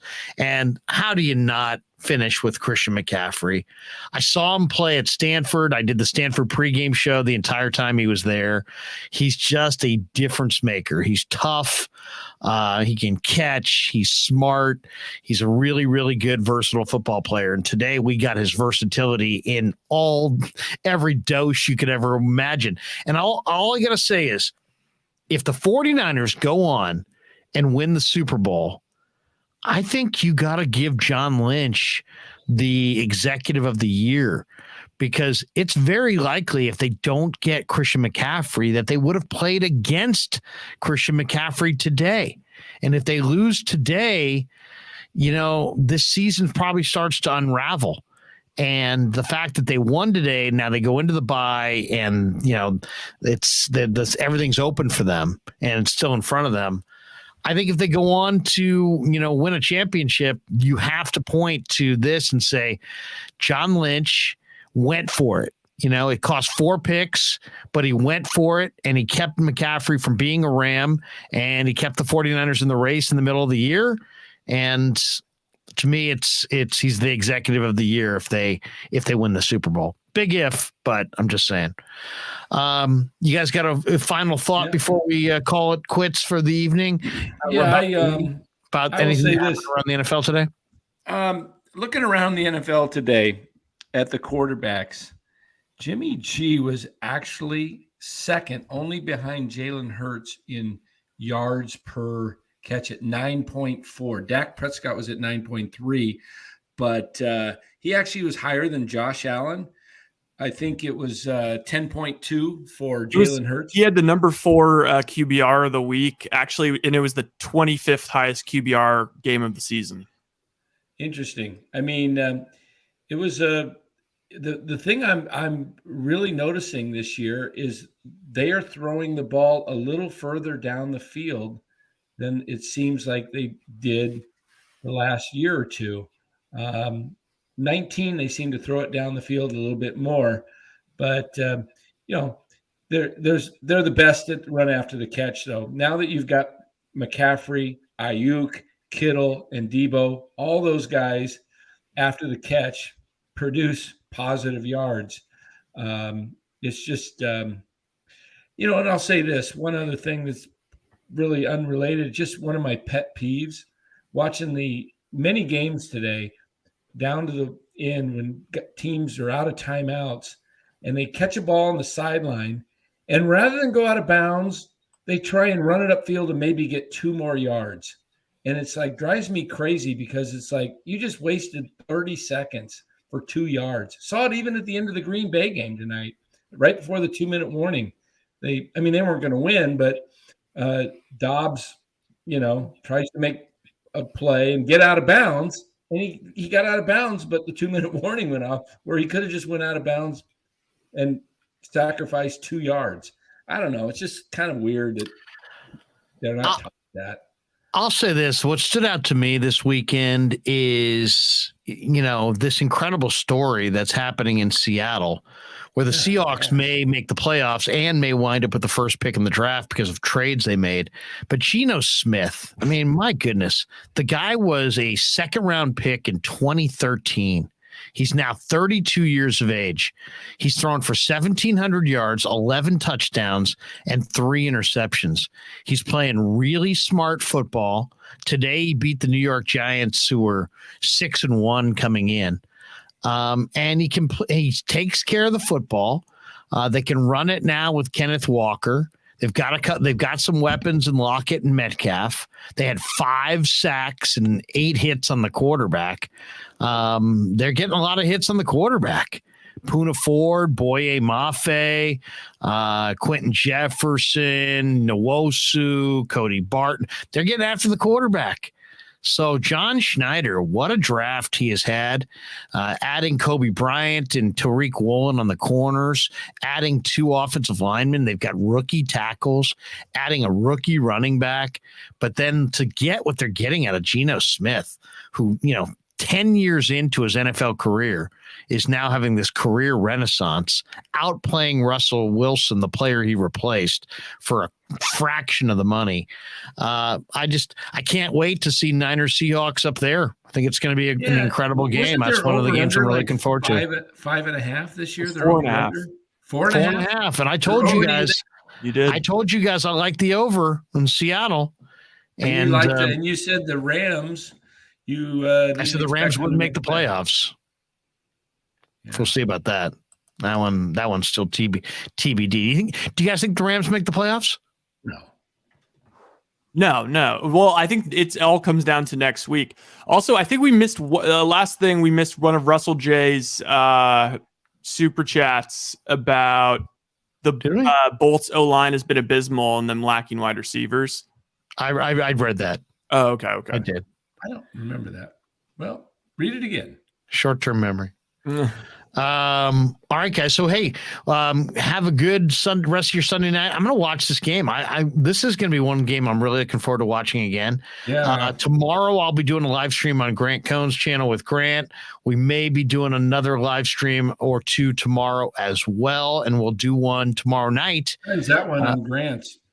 What's that? I think it'll probably be in the afternoon. That'll be my guess, but I'm not really sure.